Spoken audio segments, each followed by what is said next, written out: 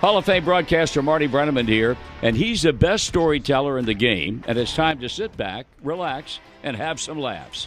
Welcome to the mayor's office, and here's your host, Sean Casey. Wow, Sean. Big time, bro.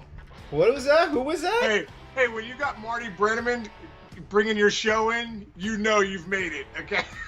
Yeah.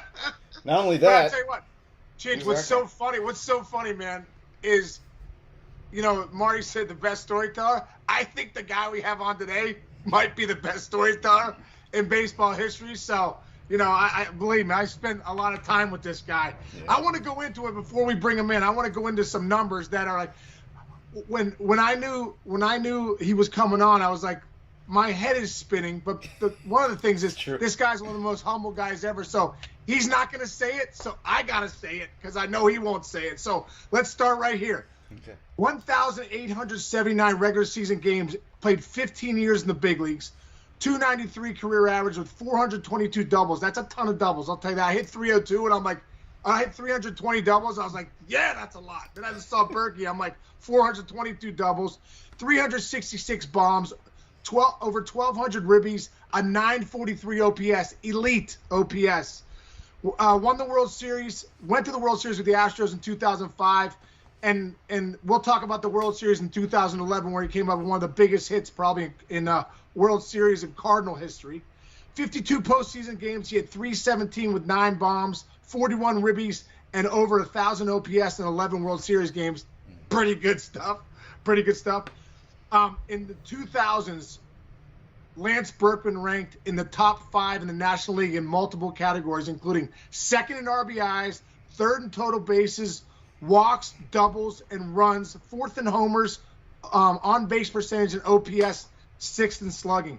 There's so many things here, Berkey. Like this list is almost ridiculous, but I just want to I'm going to bring it in, and we're just going to keep talking about how awesome you are as a human being and as a player. So, my good friend Lance Berkman, thanks for joining us. Cheers again. Round of applause in the mayor's office, bro. Well, that was quite an introduction. I certainly appreciate it, but yeah, it's kind of embarrassing too. Why, embarrassing being one of the best players of all time? Yeah, I'm sure that is, brother. Yeah. Jeez. Hey, Berkey, what are you doing nowadays, man? What is Lance Berkman doing? Like, you know, I mean, break it down for us. How's the family, and what's going on in Lance Berkman's life? Well, pretty much, I'm coaching, and that seems like what I'm 24/7. I took a job as the head coach at Houston Baptist University here in Houston. It's a Division I program, and you know, just there's a lot that goes into that, fundraising and recruiting, and you know, now we're into our fall schedule, so every day we're playing inter-squad games, and you know, just trying to figure out what we've got and see how we can best organize it so that we have a chance this spring to be a pretty good team. Dude, I'm fascinated by that because I got kids running around. I know you got kids running around too, like doing things, activities, and all that stuff. Like, how did you decide to become a college coach? And like, has that been always a dream of yours to be a college coach? Yeah, you know, I definitely always thought that was what I would love to do after I got done playing. And then as I got towards the end of my career, you know, I realized, hey, you know, my motivation for coming to the ballpark is really to help the younger players and to, you know, try to pass on the things that I've learned in the game and in life and try to help those guys. And that gave me a great deal of satisfaction. So I knew that I wanted to coach when I got out and coached for 4 years in high school and enjoyed that experience, but was really ready for maybe a little higher level of player, guys that I felt like I could help, you know, maybe get ready to play pro ball. Love the college game. It's kind of the highest level that you can go where guys are still 100% playing for the team. You know, pro ball by necessity, there's a selfish element to it where guys are sort of their own franchise, and they really have to be. It's not an indictment against those guys. It's just the nature of the professional game. But in college, you know, the kids are still playing for the school and for each other, and you know, you can still bunt and you can still do some things, you know, that make the game interesting, in my opinion. And so it's a great level. And the other side of that is I love being in a position of influence on these guys as they're at a pivotal time in their life. You know, when you get away from home for the first time and you're sort of making the transition from boyhood to manhood and having an influential figure that can help you navigate some of those waters that at times are difficult. I really get a thrill out of that. So that's a big part of my motivation for wanting to coach. Is that the main? I'm sorry. Is that the main example of why you think it's good for kids to go to college? Because there's a whole school of professional coaches and baseball people that say, "Don't go to college. It's going to ruin your pro career if you're that good." Like, what do you tell those guys?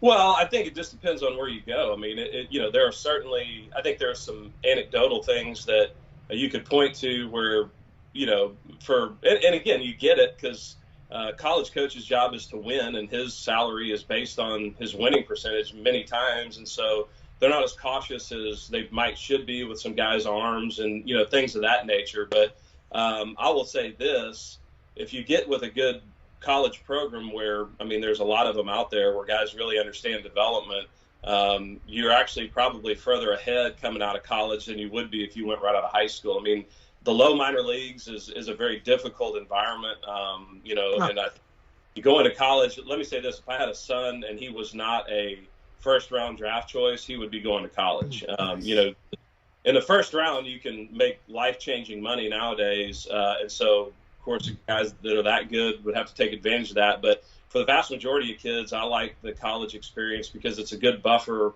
before they really get out on their own. And a lot of times that those low minor leagues and going right into pro ball out of high school can eat some kids up. So I think the college level is a great transition period. And it can, if you get in the right program, it can really help you developmentally. Berkey, I just think you're the perfect guy to be a college coach, a perfect guy to influence young men. And I always think about, if I was a head coach, what would be one of the number one things I would do? And I think about the culture that I'm creating. So for Lance Berkman coming into Houston Baptist, what's the culture that you're looking to create in that clubhouse for those guys, for those young men? Well, we've tried to come up with a little acronym that I think I would like for it to reflect how we go about our business, baseball-wise especially, and no disrespect to anybody that's ever been in an actual war, because we like to draw those metaphors to war, but it's certainly sports are nothing like actual combat, and I'm not trying to make light of that, but it's something that sounds sort of tough. It sounds kind of it evokes those emotions that you want from your players, and it's also easy to remember. So our acronym is WAR. And the W in WAR stands for work. So we want guys that are willing to work, that are willing to develop their skills and put in, the extra time that it takes just outside of practice, working on their own to better their craft. The A is aggression. I like guys to play with aggression.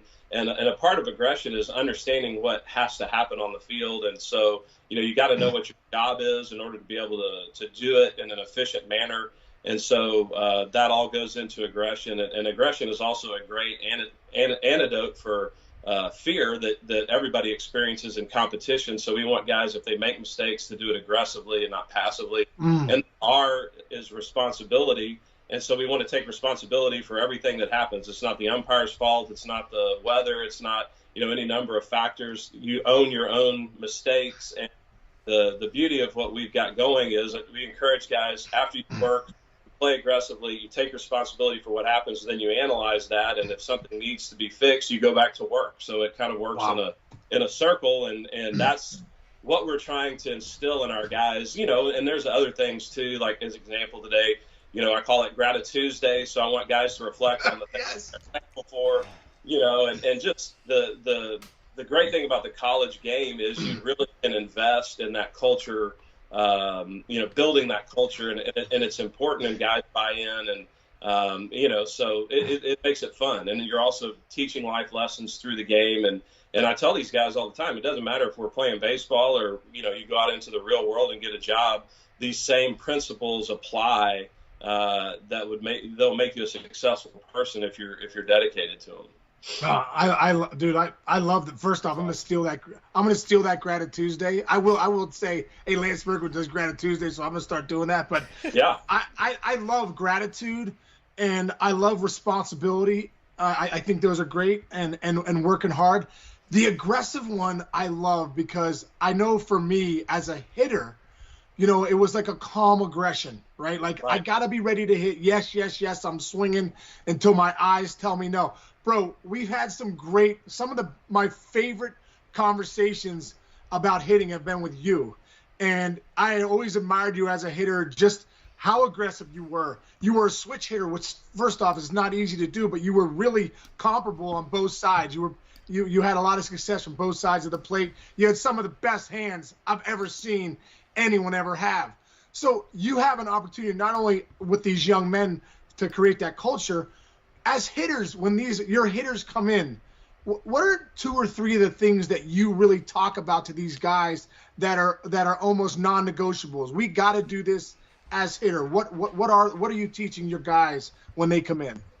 Well, the number one thing to me is bat path. I mean, it's having what you and I would consider a level swing. I mean, that's what they used to talk about.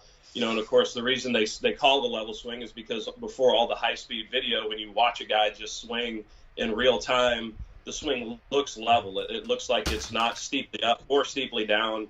And I know in recent days, there's been a lot of emphasis on getting the ball in the air and launch angle and those type things. And unfortunately, if you say that to a major league hitter that has some understanding of how a swing works, they can put loft in their swing or take it away sort of at will. But when you say that to an amateur hitter, many times the first thing they do is collapse the backside and they're swinging straight up to the top of the cage. Yeah. And, they don't have an on-plane swing. So their timing has to be absolutely perfect in order for them to have success. And so, the first thing I talk about with them is the reason we want to have a swing that's level or an on-plane swing, or another way to say it is I want to keep the barrel behind the ball as long as I possibly can.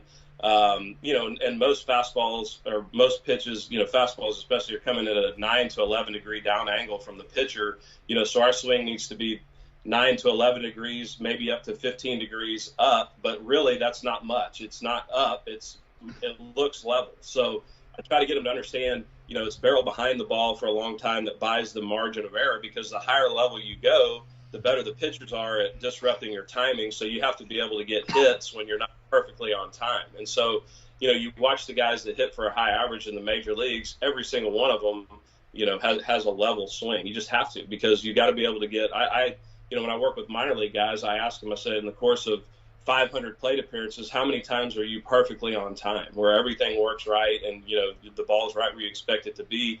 And it's probably 50, 60 times maybe during the course of the year. Those are your homers, your doubles, the balls that you play hard. And so in order to be successful, you got to come up with like 120 to 130 hits a year. And so you're having to get like 60 or 70 hits when you're not on time.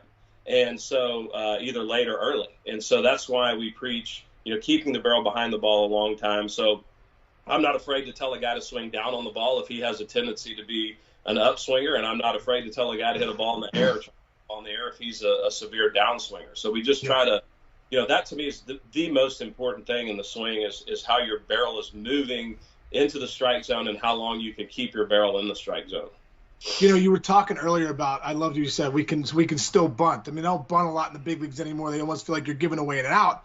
I think no, you're bunting to get a guy in scoring position. Hitting is hard. It's hard to actually get a guy over and get him in. And I also feel like nowadays there's so much, guys are punching out 200 times. Like, oh yeah, but he's got a great OPS. He punched out 200 times, but his OPS is still over 800. Now, I don't buy that stuff.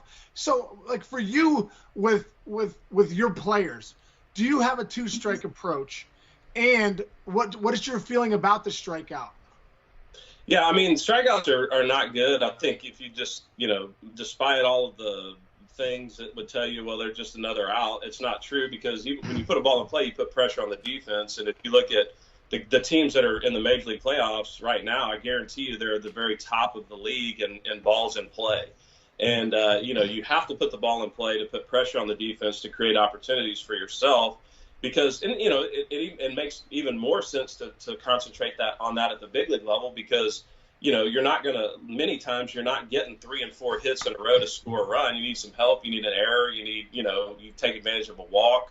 But you've got to be able to put the ball in play to put pressure on the defense. And so, the bunt makes a lot more sense in amateur baseball because, as you referenced, if you bunt in the big leagues, you're probably out because the defense is really good. But if you bunt in college or in high school, for sure, the ball is just as likely to end up in the right field corner as it is in the first base hit. So it's a way that you can put pressure on the defense. You make those guys have to make plays. I mean, even I was watching the game last night when the Red Sox, they ended up winning the game. They got a man on first base, and Cora called for a bunt, and it was well executed. And the pitcher, even on a routine play, almost threw the ball into right field. I mean, Right. he made an awkward throw, and it ended up putting a guy in scoring position, which in a situation like that puts a tremendous amount of pressure on all the defense and on the pitcher. So there's a psychological component to it also that comes into play when, it's much easier to pitch with a guy on first base only than there is with a guy in scoring position. So, and I know all the analytics guys have looked at that stuff, and, I'm sure the numbers bear out, that you may be more likely in some instances to score from first with nobody out than you are from second with one out. But by the same token, I still think in certain situations the bunt is a great play, and we're certainly going to be taking advantage of that. Yeah. Now do me a favor, bro, because when I watch the college games sometimes, like, everyone looks like Tom Brady out there. They're like opening up guys that throws a pitch. Next thing you know, he's looking at this card. He pulls a card on his wrist or out of his back pocket. The center fielder's checking out where he's going to play. I mean, are you going to do that, or are you going to just play regular 150-year-old baseball and, hey, let's go get them, boys? Yeah, I mean, we're going to play with intelligence, but we're not going to, take our science project out onto the field. So we're going to, and I think part of that, some of the stuff, it's almost like the good baseball players back when we played instinctively did these things that are now being sort of, handed to the modern day player. And the problem with that is they become dependent on it, and they never have to learn the nuances of the game. And so it's like, well, if I'm always depending on a card for my positioning, then I never learn how to pay attention to the game situation, to who's hitting, to who my pitcher is, to what those tendencies are. You never have to think about the game in a sophisticated way. And to me, especially at the college level, that will inhibit their development as good baseball players. So what my goal as a coach is just to make 8 or 9 coaches that I send out there on the field, guys that are aware of situations, that are paying attention to who's hitting and to where they should be and to what the count is and what is likely to happen. And so we're going to try to teach them all of those things. And then, of course, if we look out there and you see somebody grossly out of position, obviously we're going to try to move them into what we consider to be the best defensive formation. But I do think it slows the game down. It's kind of like guys pulling a big list out of their back pocket. I mean, just watch the game and understand what's going on, and a lot of that stuff could be eliminated. Yeah, I love it. I love it, man. Well, brother, I'm excited for you. I know it's a new phase for you in your life. I think you're going to be awesome as a head coach. I want to see if I can come back and, maybe I could, if you need DH or something, I could take the field for Houston Baptist. Got any eligibility? I mean, I'm ready. Sure. You might have to shave that gray goatee you got right. Hey, just for men, bro. A little just That's for men. right. You never know. Uh-huh. Berkey, I want to go back to talk about influences on you. I mean, obviously, we talk about you having now influence on kids being a college coach, but I want to go back to you as a child and back to your relationship, especially with your dad, Larry, and what he brought to you. Like, can you talk about his influence on you as a hitter, as a baseball player, as a man, and what lessons have you brought forward, maybe to your kids? Man, my dad, he was fundamental in my character development, my development as a hitter, and just he coached me until I think the last year he coached me when I was 12 or 13, but he was great at teaching. Not just the hitting part of the game, but I mean, I remember little things that he always used to say. He's like, look, if you can't beat him with your bat, beat him with your legs, or beat him with your glove, or beat him with your arm. Just always be looking for a way to win the game. And he taught the whole game, not just one aspect of it. And one of the things that I think is a detriment to the young players today is, they grow up in the cage and they grow up, in a lab, a pitching lab. And so everybody loves mechanics and it's really, focused on that one aspect of the game, but you lose the ability to really play the game of baseball as a winning baseball player. My dad was really good at instilling that. He came up with what he called the 5 C's of baseball, and it was commitment and courage and concentration and conditioning. Those things that go into making a good baseball player. And he would harp on those. And he's a guy that he's the one that started me switch hitting. He recognized I was a left-handed thrower and a right-handed hitter, and he was like, man, that's a bad combo. We need to try to do something to give this guy a little bit of an advantage. So he turned me around and made me hit left-handed from the time I could walk, basically. So and he threw it out, throwing batting practice to me. So and just beyond the baseball stuff, just watching the way he went about his business, just a man of integrity and just a very steady, solid, always did the right thing, always said the right thing, treated my mother well.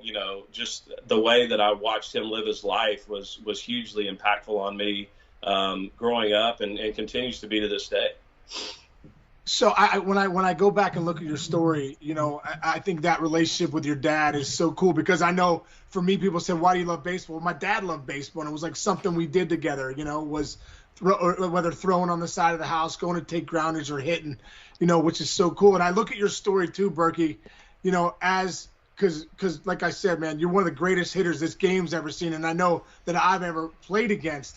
And when you got to high school, though, when you played and you hit well for a nice average, you still hit a few home runs, but come recruiting time, it seemed like a lot of people weren't recruiting you. I know I kind of had the same story. As soon as I'd hit a ball in the gap, and they'd see me put my arms and start running like this. They wanted to sign you up to be a speed skater. They're like, this guy want to be in the Olympics. No joke. Like, you could give Apollo Ono a run for his money on the ice with that technique. I mean, well, that's why the scouts didn't like me either. I'm like, bro, did you just see that rocket I hit the left center? They're like, yeah, but you look like you're speed skating in quicksand. I'm like, what the hell's going on here? You know what I mean? So I know the feeling of not really being recruited, and Richmond, I end up, getting to University of Richmond. Thank you, Mark McQueen and Coach Atkins, for coming out to see me play. Because I sent 30 letters, Berkey, my dad was like, hey, if they're not going to come to you, you go to them. So I end up sending 30 letters to D3, D2, whoever would listen, Fed leagues, you know what I mean? And division and university. My dad at the end was like, send one to University of Richmond. So University of Richmond ended up come see me play. I went 4 for 4, 8 ribbies, and that's how I got a really small scholarship to the University of Richmond. And I look at your story, how you ended up at Rice. It seems similar to my story. Can you talk us through that a little bit about how you ended up getting to Rice? Yeah, I mean, back in those days, unlike now, there wasn't as much exposure. There wasn't video. There wasn't all the things that, there wasn't the select travel ball where there's teams from all over that come to one location where everybody can see them. So, there's more likelihood of players sort of falling through the cracks, good players. Now it's not as easy to find those late bloomers or those guys that are really going to be good, because everybody knows about everybody. So, but back then, a lot of times, like I didn't really put together a great high school season until my senior year, even though I had a decent high school career. I was on the varsity as a freshman, so it wasn't like I was terrible. Yeah. But just, it wasn't like I did anything that was eye popping until my senior year. And, at that time, there was a scout named Randy Taylor, who was the cross checker for the Texas Rangers, and he was responsible for the area that I was in. And he and Coach Graham at Rice were good friends, and so they had a relationship where Randy would say, "Hey, Coach, you need to look at this guy, or I really think this guy's going to be good." And so my story is, and of course I didn't find this out until much later, because I just gotten a call from Rice sort of out of the blue, and they asked me to come down and visit campus, and so, but what had happened was Randy had seen me play, and he thought, man, this guy's going to be a good hitter. So he called Coach Graham. He said, man, you got to sign this guy. And so Coach Graham, to his credit, and I guess just about trusting the right people, they offered me a scholarship, and he had never seen me play. I mean, the first time he ever saw me play was after I'd already committed to Rice. And so, I wasn't kind of similar to your story, wasn't getting hardly any looks from anybody. The only other school that I'd gotten some interest from was Memphis, which we played in a tournament in Tennessee between my junior and senior year in high school, and I had a good tournament. So the Memphis coach had reached out to me. But other than that, I really kind of always wanted to go to A&M because my grandfather went there, and loved the Aggies growing up and that kind of thing.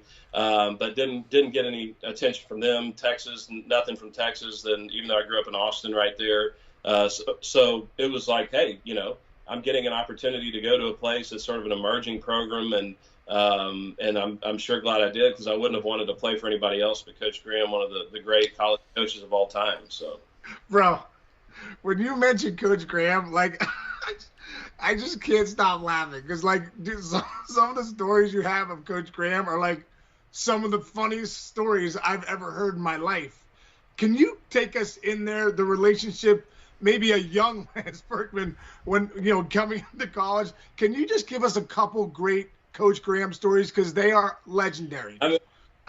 Well, Coach Graham, he was tough. When I talk about my baseball career, I give my dad a lot of credit because he's the one that got me started playing, taught me the game and all that. But Coach Graham's the one that really kind of took me from a raw, mentally more than anything else, kind of a raw, maybe immature kind of guy, and really taught me how to be mentally tough to the level that you have to be to succeed, when you go into pro ball and ultimately at the big league level. So, but his methods were very, let me just say this, if he coached in today's era, he might make it 6 months before he would be canceled. This guy was like, off the chain when it came to the things he would say. One of the stories that I like to tell to kind of illustrate my freshman year, we were playing Baylor, and it was one of those games where down here in Texas it's so hot and humid, especially later in the season, and we come off the bus and it's like 1,000 degrees, and we're having to play a doubleheader against Baylor. This is back in the old Southwest Conference days, and I was a freshman, and I normally played left field, but when we had this left-handed pitcher, or he was our first baseman, he was also a left-handed pitcher, so when they would put him into pitch, I would come in to play first. And so we get locked in this battle with Baylor. And back in those days, you played a 7-inning game and then a 9-inning game in the doubleheader. And the 7-inning game took 4 hours, and the final score ended up being 21-18. It was like straight barn. It was ridiculous. And so the winning play, it was 18-18 heading into the bottom of the 6th inning, and so Baylor's the home team, and they brought in our first baseman to pitch, and so went to first, and the first guy gets on base, so I'm holding the guy on, and they have this left-handed hitter, and he hits an absolute missile. I'm talking about like as hard as you can possibly hit a ground ball. And in my mind, I felt like I did everything I could. I felt like I laid down in front of it. I wanted it to hit, but somehow it got under my glove and ended up trickling into the outfield. So instead of it being, at least getting one out of it, maybe even a double play, now it's first and third, nobody out, and they go on and they score 3 runs that inning, and we lose 21-18. Yes.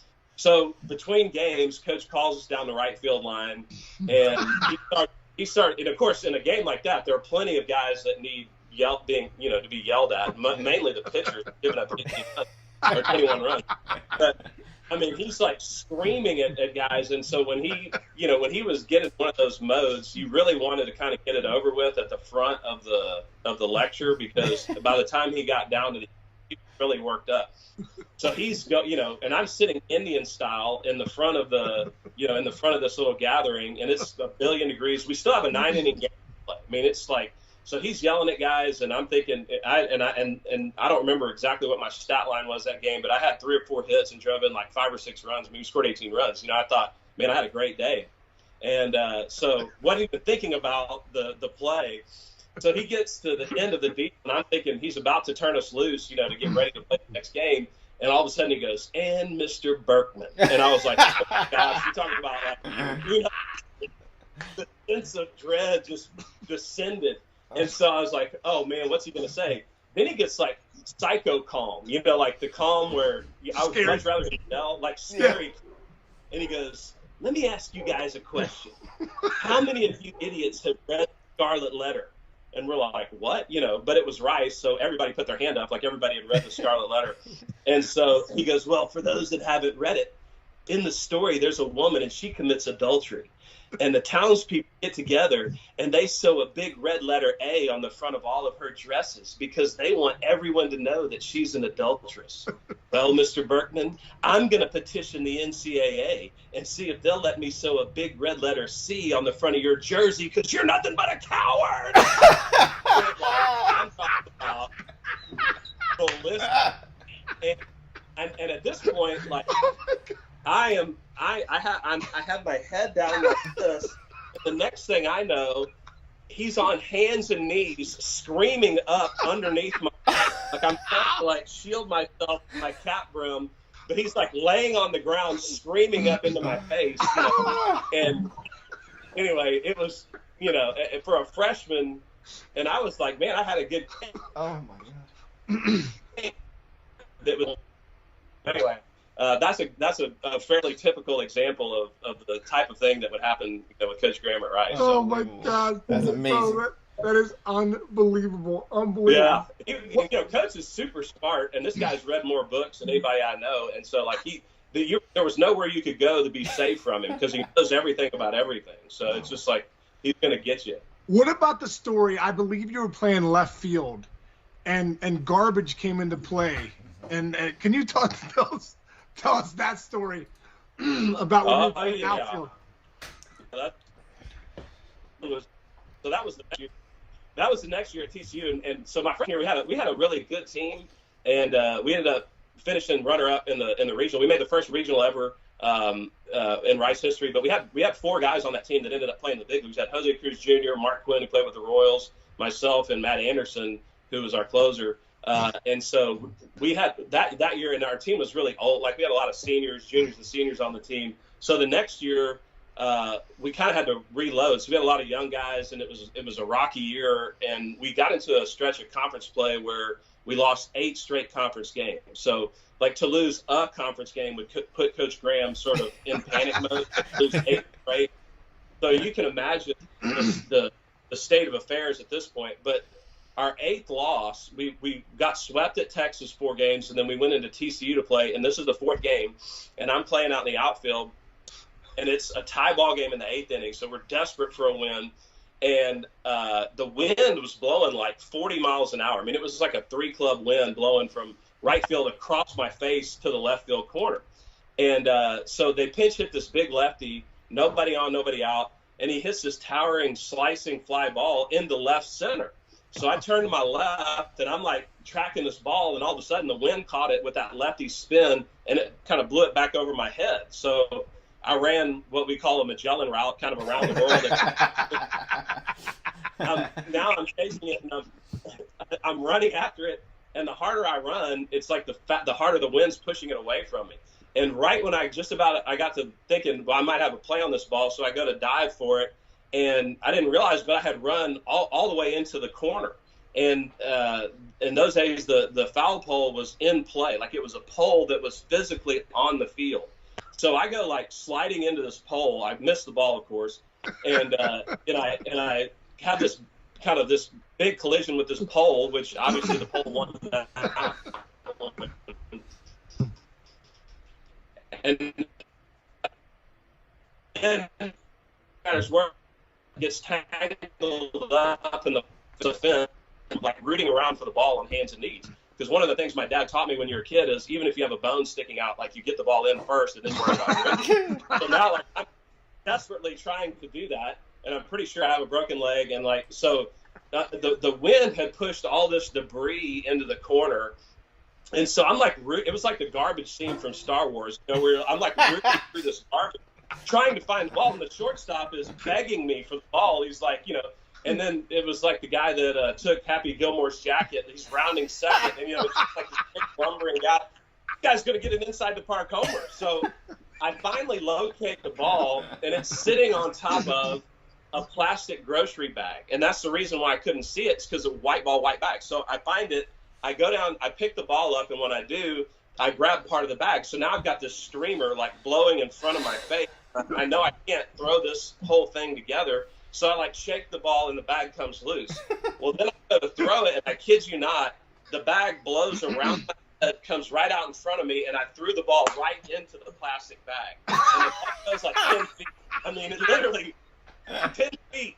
And the look on my shortstop's face was one of just absolute despair and just he was incredulous. Couldn't believe it. The guy was inside the park homer. Okay, so that ends up being the winning run. And so now, like, you know, I figured out at this point, okay, your leg's not broke. I got myself unhung from the fence. I'm getting to my feet, and I look up, and Coach Graham is on a dead sprint from the third base, the left field line, coming to me. And I'm thinking in my mind, like, he's coming to check on me. I've just had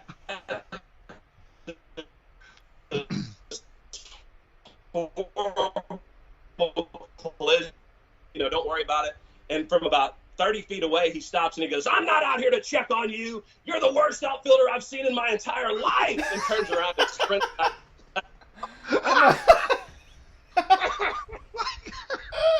So I was like, all right, cool. Oh, my God. Game over.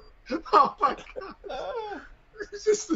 It's legendary, man. Oh, my God. The Coach Graham stories. When Berkey gets going into Coach Graham stories, amazing. Like, we were together last year. I was literally crying from some of these stories, man. And, like, for our listeners to hear these stories is absolute gold. Are you going to bring any of that Coach Graham to your kids? Yeah, no, and I told Coach, I've texted with him and talked to him since I took the job. A lot of the things that Coach, obviously, to me, he's like a baseball genius because what he was able to do at Rice. And Rice is such a small school. They haven't ever once squatted anything. And he ended up winning a national championship there in 2003, which is really remarkable, after winning 5 junior college national championships where he was, at San Jacinto Junior College. So a lot of the things that Coach did were great, and they were really good for me. So I'm absolutely going to try to incorporate a lot of the things I learned from Coach. Now, I probably won't be sprinting out to the outfield to yell at him. Telling me he's the worst player he's ever seen. Worst recruiting mistake I've made. I mean, he dropped that on me one time, like, you're the worst recruiting mistake I've ever made. Oh my God. That's amazing. Oh, what I love, if you're the worst recruiting mistake he's ever made, how about after 3 years at Rice, Berkey hit 385 with 67 homers and 272 ribbies? That's a really good mistake. If Coach Graham recruiting that's like why Coach was so good. Like, I was the worst player, so Oh my God. Didn't you hit like 6 homers in a day for him once? Seriously, I did. double? It's funny because that was the day that there was sort of this transformation. So he was all over me my freshman year and then the first part of my sophomore year. But we hit, or we were playing UMass, and I hit 6 homers in a doubleheader. He said, "Well, I'm glad that you took time out of your comedy routine to actually concentrate and hit 6 homers." But from that point forward, he kind of left me alone. So that was my escape from Coach Graham's wrath. Oh my God! Oh my God! So good, Berkey. So after your junior year, obviously you're about to get drafted because you're one of the greatest players that Coach Graham's ever recruited at this point. And you become the 16th pick of the Astros in the first round in the 97 draft. Boy, I looked at there's not many places that you didn't rake, but I look back at your minor league numbers. What was the biggest transition for you from college ball to the minor leagues? Going from metal to wood was a little bit of a transition because, especially the aluminum bats that we were using back then, it was, you just had to touch it and you had a base hit or maybe even a homer. I mean, the sweet spot was, it was like a watermelon toothpick. Yeah. I mean, so coming into pro ball, the first adjustment is just the wood bat and learning how to get a little bit more accurate with the barrel because the sweet spot's not really as big. But it was funny because I was so locked in that year, my junior year, that when I went to pro ball, it kind of carried over. Now I didn't hit 400, but I mean, I think I hit 11 or 12 homers in a short, in half a season with the high A team. And so it was just, I had a ton of confidence going and there was a small adjustment period there, obviously going from metal to wood, but it happened pretty quick. I tell you, to me, the biggest adjustment in my minor league stint was going from A ball to double A. I'll never forget the first game in AA, we opened in Tulsa playing the Drillers, and Todd Van Poppel was pitching. And, he's throwing 96 to 100. I mean, and he threw me a fastball that I normally would just have felt like I should have murdered. And it was like I had a hole in my bat. I swung good, and I looked at my bat like, what in the world is going on?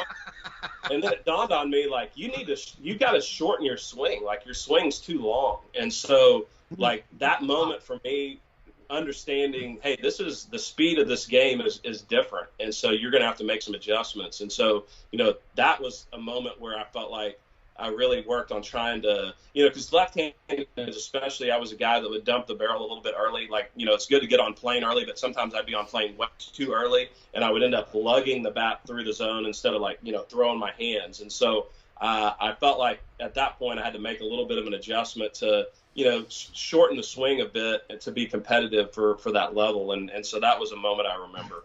Wow. Well, it is funny. Those kind of moments where as a hitter, you're like, if I don't make this adjustment, I'm not hitting these elite guys. Like I might hit the guys that are good, but I'm not getting to the big leagues if I don't hit the Todd Van Poppels, if I don't hit the guys that are throwing 96, 98 miles an hour, Well, and to me, that's like the art of hitting, is understanding what needs to happen to give yourself at least a competitive chance. And so it's like one of the things I get irritated with my guys about is even off the tee, I'll tell them, hey, we'll put a tee ball right down the middle, and I'll say, hit the ball back up the middle. And they'll take like 7 or 8 swings and pull it right into the side net. And I'm like, dude, you're taking the same swing every time. Like, you have to make some kind of an adjustment to be able to do what I'm asking you to do. And so I think having that ability to recognize, okay, here's the problem. Here's the hitting problem. What can I do to give myself a competitive advantage? Just a perfect example. Like I incurred the wrath of Albert Pujols and Mike Matheny with the Cardinals because Mike's first year. I'm sorry. Well, Mike wasn't there yet. It was because Albert left that year. It was Tony and Albert. We were having a hitters meeting in St. Louis, and we were talking about Aroldis Chapman, and I was like, dude, this guy's better than everybody we have on our team. And of course, that's why Albert, I think, took a little exception to it. I said, but if you're going to hit this guy and you go up there with your normal approach, he's going to throw it right by you. Like, you've got to do something to give yourself a chance. And I said, here's what you got to do. If you get him into a 1-0 count, you're going to guess heater, and you're going to start swinging when he shows you his rear end. And then you hope that, he throws it somewhere close to the strike zone. I mean, that was literally that was the plan. And they're like, oh, no, that's not a good plan. I'm like, I'm telling you, that's how you hit this guy. And so sure enough, we get in the game, and he comes in, and I got a 1-0 count, and he showed me his rear. I started swinging. And I kid you not, I hit a bullet right down the first baseline as a right-handed hitter. But I mean, I thought I was swinging at it as he was letting it go, and it was so hard that I caught it like way back behind me, took it out of the catcher's mitt, and shot it right down the line. But if I hadn't done that, like, I'd have been out. I'd have swung right there. So those are the kind of things that you have to. I mean, you have to be able to make those adjustments and understand. Hey, look, I'm overmatched right here, and I need to do something to give myself a chance. Yeah, did you go into the dugout and say, "Hey, check me out, Albert"? I know I'm no. Well, I'm one of those guys that's kind of like, okay, I just demonstrated it. No need to say anything else. Nice. I love it, dude. You talked about tee drills, and I love this too because when I work with some of my sons' teams, I'll flip to the kids or we'll do tee work, and I'll say, listen, I want you to take it to the opposite field, in the air, on a line, into that corner of the cage, on the long cage drill. And these kids will pull 3 balls in a row, and I'm like, and what I say to them was like, well, first off, that's the opposite of what I'm asking you to do. And second off, if you pull 2 balls after you try to go to the opposite field gap, you got to question yourself and say, what do I need to do here, adjustment-wise, right, to do what I'm supposed to be doing. I think the adjustment part of baseball and doing it quicker, than everyone else, that's how you end up becoming a better player.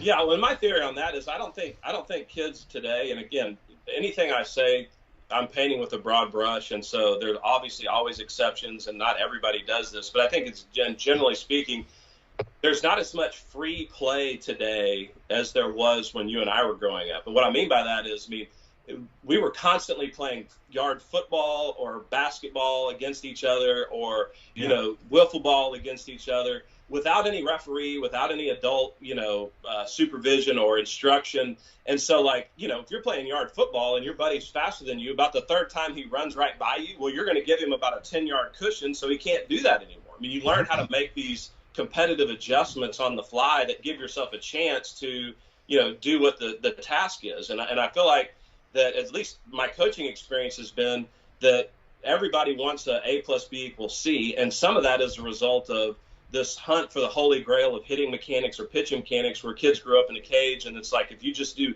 if you just execute these mechanics, you're going to turn into Mike Trout. I mean, that's not reality. But everybody's looking for that. And so if something happens off script, there's less ability to make those adjustments that we're talking about kind of on the fly, which, to me, to be a great baseball player, you have to do that, because baseball at the end of the day is more art than science. I mean, there's numbers and all that, but it's an art, and you have to learn how to see what's happening and react to that accordingly, and to try to put yourself in a position where you have a chance competitively. And I don't see as much of that willingness or ability to make those adjustments. A funny story, when I finished, I went back to Rice to get my degree to finish up, because I knew that I would need to have it if I wanted to coach in college. And I was helping out with the Rice team, and we had this guy in particular, and I had him in the cage, and I was like, all right, we're hitting this ball back up the middle. Ball right down the middle off the tee. Barrel hook, barrel hook, barrel hook, barrel hook. About the fourth time, I was like, that ain't it, that ain't it, that ain't it. And so finally, after about the sixth or seventh time, I said, look, I will give you $1 million if you can hit this ball off the back net. And I don't care what you do. Just hit it off the back net. Dude, he hooked another one right in the corner. I was like, I mean, if somebody had made me that offer, I'd have squared all the way around. Batista. They just wouldn't do it. So I don't know. But maybe I'm not ready. Real quick, we had Dante Bichette on, and what you guys are talking about right now, it's a pretty good comp. He comped the way some coaches are teaching hitting these days to trying to teach a tennis player only to hit forehand winners. And so basically, here's my swing, it's done. I'm the best forehand winner hitter in tennis, but if you throw it to my backhand, I can't make that adjustment because I haven't practiced it.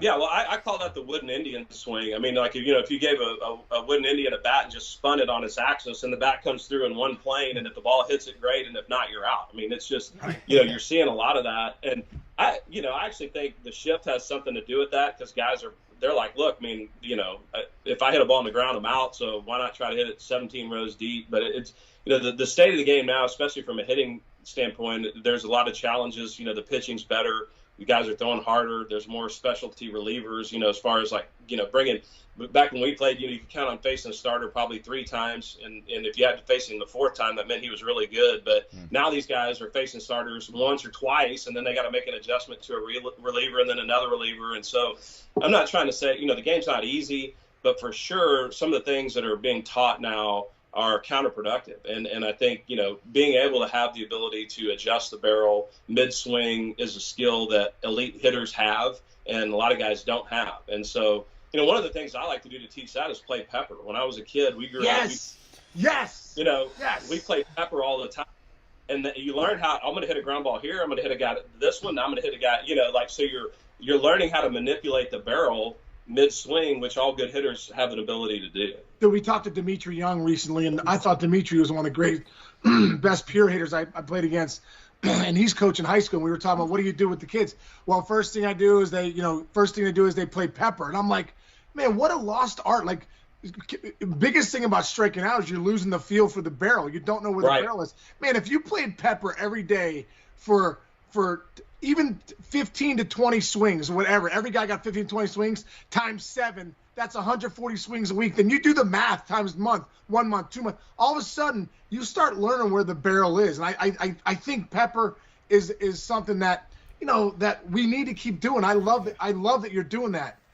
And it's fun. It's fun. It's so fun. It's so fun. It keeps it's good for fielding and hitting.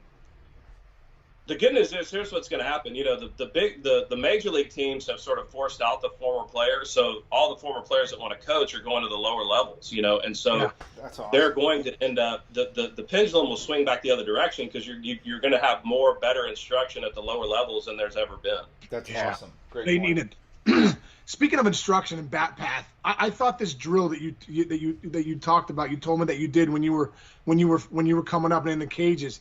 Can you talk about that T drill that you did when you would put the ball? I think you said you put it like 10, 15 feet up on the opposite side, on the going the other way side, and you would try to hit the ball off the tee into that ball.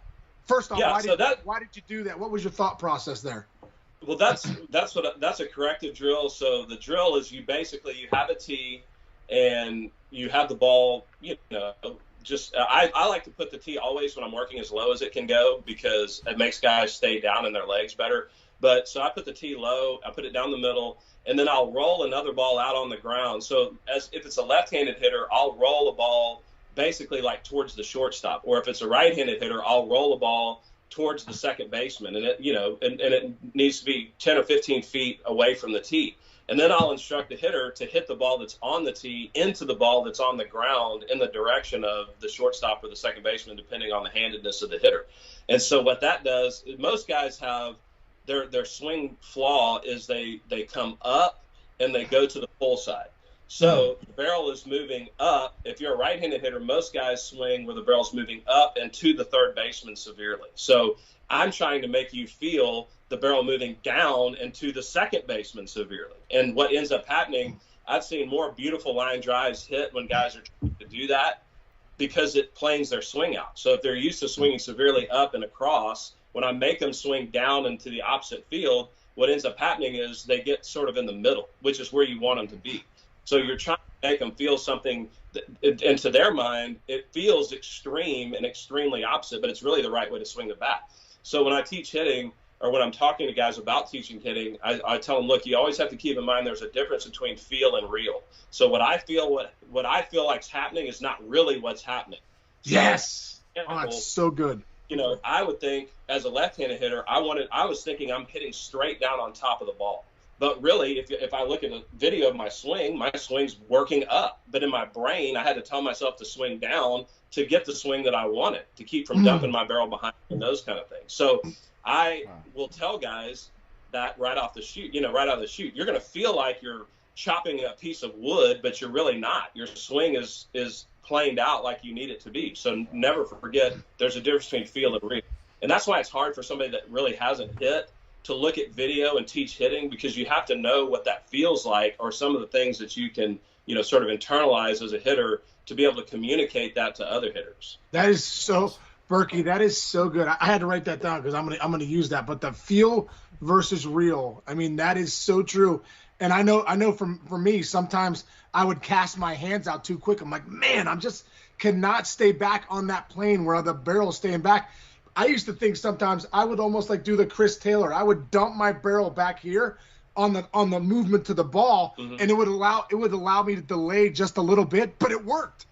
But you would never teach that, to dump the barrel. You would never teach a guy, hey, listen, once you get on the tee, you dump the barrel. But for me, at that time, when I was bringing my hands too forward, I just couldn't stay back on off speed. I was jumping out to the ball. I started to think, okay, your first movement when the ball's coming is dump your barrel back. And I started raking for a few weeks, and I thought, you would never teach that? It's feel versus real, right? It's just, that's what I had to do. Yeah. Right?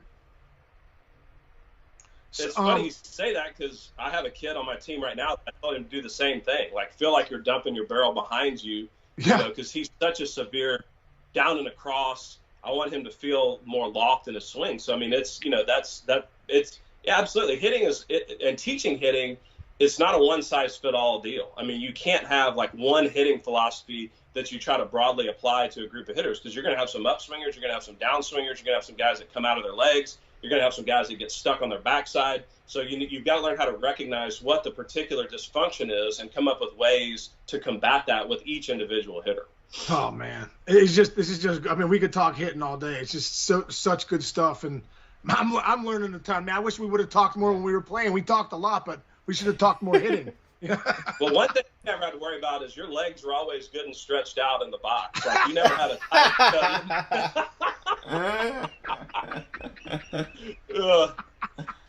there was no chance of pulling a muscle coming out because they were always stretched out good.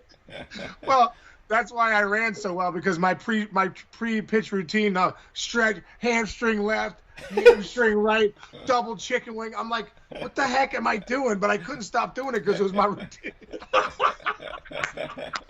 I know I shouldn't be doing this, but I can't stop it. I got into a compulsion one year where the plate had to be totally clean. Like, it would, if there was a piece of dirt on the plate, I had to clean it off. It was like this weird OCD thing, and I couldn't hit if I knew there was a speck of dirt on the plate. Dude, isn't that funny how you do as a hitter? You get OCD. Yeah. And like, I used to get, I would do that routine all the time. I remember my in '99 we were playing the Brewers at the end of the year with like 3 games to go. I would do my thing, Berkey. Stretch to the left, stretch to the right, chicken wing, shoulder roll, and literally I was like, what the hell am I doing? But I got to do it. I got to be ready to go. This one, Berkey, we get to the Brewers. It's like biggest game of the year. We need to win it. Blah blah blah. With 7-hour rain delay, come out. There's like 2,000 fans in the stands, Milwaukee County Stadium. I get in there, bam, stretch to the left, stretch to the right, chicken wing, boom, double shoulder roll, get in the box, and then I do the back leg lift, which is so ridiculous. No one's ever seen that ever. I'm like, I'm doing. So I start back leg lifting, and every time I lift my leg up, and the Brewers fans go, 1! And then I'm like, what the heck? I lift it up again, 2! And I'm looking around like, what's going on here? So then I get the 3, boom, whatever. Well, it turns out Bob Uecker was telling these guys, hey, this Casey guy's coming in for the last series. I've never seen anything like it. He lifts his back leg. Let's do it as fans. Whenever this guy lifts his back leg, let's chant 1, 2, 3. So they were so in my dome on my 4th at bat. It was the only time in my career I didn't lift my leg. And they were like, boo! Thanks a lot, Bob. Yeah, thanks, Bob. Yeah, this isn't funny. I'm trying to focus here. Crying out loud. Right. I mean, I got to lift my leg. Look, I got to do it, Bob. It's ridiculous. So, Berkey, you rake in the minors, dominate there, bring all your techniques that you're talking about here. Tell us about the call, because I think that's one of the biggest things for a big league ball player is, man, where were you? Who told you were going to the big leagues, and who did you call, to let them know? Yeah, so that I was in AAA with the Zephyrs in New Orleans, and that was in '99. And that year, they were putting together the Olympic team that was going to play in 2000. So there was a qualifying tournament of the Pan Am Games up in Canada, and so the guys that they thought might be on that 2000 Olympic team, because that was like I think the first year they let pro guys play. Maybe it was '96, but I think it was 2000 was the first year that pro guys could play.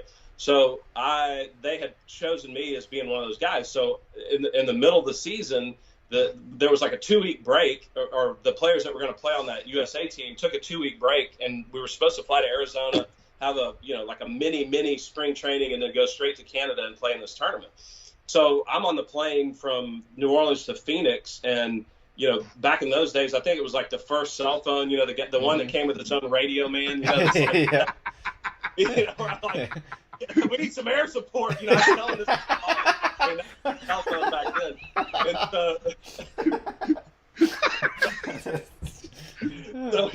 So we land in Phoenix, and my phone just is blown. You can tell when you get messages or whatever. So I pushed the button, and my wife was with me, and it was Jerry Hunsaker, and he said, "Hey, as soon as you land, call me. We're calling you up to the big leagues." Like, oh my gosh, So immediately, I'm just like super nervous, and I've landed in Phoenix, and I've got to turn around immediately and get on another plane and go back to Houston, and wow. So I'd call my dad, and just so some friends just to let them know what was going on, but I don't think I slept for 48 hours, literally. I mean, like the whole you remember probably what it felt like, but and walking into the Astrodome and see. Then back then, and I know I've said back then so many times, but back then, the younger players, the philosophy was you don't come to spring training with the big club unless you have a legit chance to make the team. So I'd never been around any of those guys. I'd never been to a big league spring training, even though I was the top pick or whatever, and I've been to 2 minor league spring trainings. So I'm walking into that clubhouse. You got Bagwell and Biggio and Moises Alou and Billy Spires and Billy Wagner and guys like that are that have been there forever and they're stars. And I'm just like, oh my gosh, I don't know anybody. I felt so out of place and it was extremely uncomfortable. And I honestly don't have fond memories of that first stint in the big league. I didn't do as good as I thought I should. And it was tough. I mean, it was a very tough adjustment mentally and so, but fortunately I got through it. Who'd you get your first hit off of? Bartolo Colon. Really? Yeah. So the first time I played was we were playing interleague, the Indians back then. They were, Bartolo Colon and Jim Thome was at first, and Manny Ramirez and Roberto Alomar. I mean, it's just unreal team. Yeah. And that was like 70 pounds less Bartolo was back then, right? He was throwing like a billion miles an hour. 98. Yeah. Berkey, that's the reason I was a Cincinnati Red. I came up with that team. They're like, oh, wait a minute. Why do you go to Cincinnati? We got too many good players on this team. and the fact that you almost killed Bob Feller. But what? Case, what is this? You told that story. This is the greatest baseball story I personally ever heard. Berkey, I've never told this story before on this podcast. I mean, you have to tell it. I mean, even if you have to do another show just to tell the story. All right. I'm going to tell the story, Berkey, because I love it. This is one of the stories that we laughed our heart out. So I'm with the Indians, the team Berkey's talking about. Like, you're not cracking this lineup. It's 1998. I just hit 380 in Double-A, Triple-A, 97. I'm like the best prospect going. Like, I'm the guy. I'm like, boom, we're in business. I come to spring training in 98. I'm raking, and it looks like Jim Thome, I think Jim Thome's like 38. Turns out he's still 26. He already has like 300 homers. I'm like, I'm going to be out of here soon, right? So the one day I come and I'm like, you know what? I got to start impressing Mike Hargrove, who was the manager. I got to go out early. I got to get out there early. Games at 1. I'm going to get out there at 12:20 to make sure he knows who I am, and then I'm a decent player. I don't know why that thought process was good, but that's how I was at 23. So I go rolling out there, and the only other guy in the dugout, so it was Mike Hargrove, Torey Lovullo, who is the manager of the Diamondbacks. His career was about to be over, so he had the same thought process I had. I was trying to break in. He was trying to hold on, right? So we're sitting there in the dugout, and Bob Feller is a living legend, American hero, right? And he comes out every day, full uni, spikes high. He's like 79 at the time, like 80. I don't even know. He was a little older. But he comes out, and it's a full house because the Indians are the best team in baseball at the time, right? So every day we watch Bob Feller. Everyone's like, they like, ladies and gentlemen, let's give it up for the greatest American hero, because he spent like 3 or 4 years of his career in his prime in World War II. Mm-hmm. Like, if I did that, my career would be over. Like, he came back and was still throwing 107, dominating people, right? So they're like, ladies and gentlemen, let's give it up for the greatest American hero of all time, number 19, Bob Feller. He'd take his hat off. 10,000 people, Winter Haven, Florida. Places going bananas, right? Well, every day a player would throw with Bob, right? Couple of nice throws. Bob's on his way. Boom, going golfing, doing what he does, whatever. So that day, Mike Hargrove's like, hey, Case, great to see you're out here early, brother. He's like, why don't you go throw catch with Feller today? I'm like, that sounds great, Mike. I'm like, I got 2 knocks in the big leagues, and if I throw catch with Bob Feller, I'll have 3 stories to tell my kids if I don't ever play in the big leagues again, because Jim Thome's the first baseman for the Indians, and I'm heading back to Buffalo soon, right? So I go out there and I introduce myself to Bob Feller. Hey, Mr. Feller, how you doing? I'm Sean Casey. Hey, nice to meet you, son. And I back up, and boom, Feller gets the ball. He throws it to me. Boom, I catch it. I throw it back. And I'm throwing it nice and easy. Boom. And Torey Lovullo's like, Case. I'm like, what's up, Torey? He's like, dude, clean it up, bro. I'm like, what do you mean? He's like, you're lobbing the ball to the greatest American hero of all time. You're showing him up. You're showing up, Bob Feller. You're lobbing it, rainbow throwing it. I go, you serious? He goes, yeah, give him something. So I'm like, all right. You're playing catch with him like he's an invalid. I mean, you got to tighten it up. It's unbelievable. So I'm like, all right, well, at this moment, no one knows this about me but me. At this time, I kind of had the yips. Like, and if you've ever had the yips in baseball, that means, like, you can't throw the ball. Like, you're nervous to throw. Well, if you have the yips, there's 2 ways to throw the ball. You can lob it rainbow style like I'm doing to Bob and trying to get out of here unscathed, or you can throw it a little harder. There's no medium. The medium gets sailed and spiked, right? So I'm thinking to myself, okay, yeah, I'll throw it a little harder. So I start backing up, right? And fella, you can tell fellas like, the heck's this guy doing? Throw the ball. I want to go golf. I'm backing up, but I'm trying to gauge it. I'm like, if I get back far enough, I can now throw it to fella or be perfect. So I back up, boom, I get the ball. I sling it to fella, right? 4 years, World War II, dominating, comes back, nothing's ever happened to him. Bob Feller's gloves like this, right? And the ball's getting closer and closer. And I'm like, what the hell is he doing? Why is he not moving? Why is he not moving his glove? It gets closer. Boom! It hits him right in the heart. And he's like, he starts waddling. Boom! He goes down. Right? He goes down. He's face planted in the ground. And he's like, oh. He's like, oh.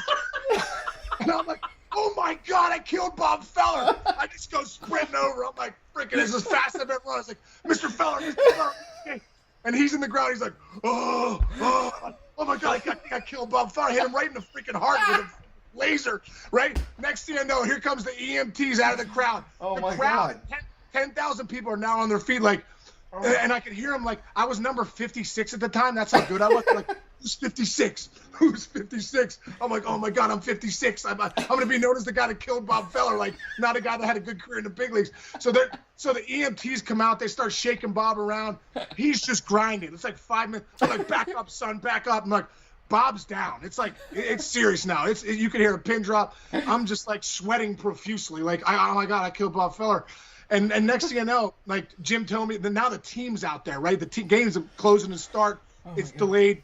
Tomey's like, hey, what happened here, Case? I'm like, bro, I was like, I just played catch a Bob Feller. Freaking, I threw him a ball, hit him right in the heart. He's been down.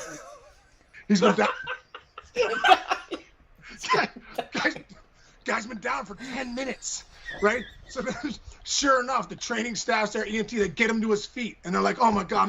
He's up, and they get Feller to his feet, and they're like, "Bob, what happened? What happened?" He's like, "Oh man, the young lad over there, just I was golfing yesterday, and I hit my driver into the ground. I must have jammed my shoulder. The young lad threw the ball to me, and maybe a little bit too hard. I couldn't get the glove over in time. Ended up hitting me right in the heart. And I'm like, oh dear God!" So they get Bob up. Freaking, they scooter him, into the ambulance. Off he goes to the hospital. I was sweating profusely, number 56. I'm like, I'm never going to get a lower number in my life. I'm such a terrible player. I got to get rid of the yips. I got to figure this out. So I start walking off. Mike Hargrove puts his arm around me. He's like, Case. He's like, man, it's your lucky day. I was like, my lucky day? Are you serious? He's like, yeah. He's like, if you'd have killed Bob Feller, bro, you definitely would have been released. So good. That's so good. Oh, love that story. Oh my God.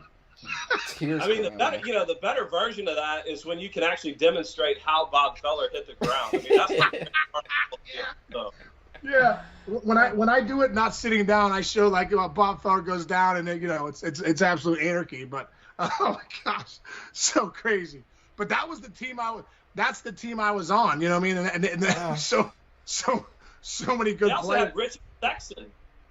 Dude, I was behind Richie Sexton too. And Richie ended up hitting 350 homers in the big leagues.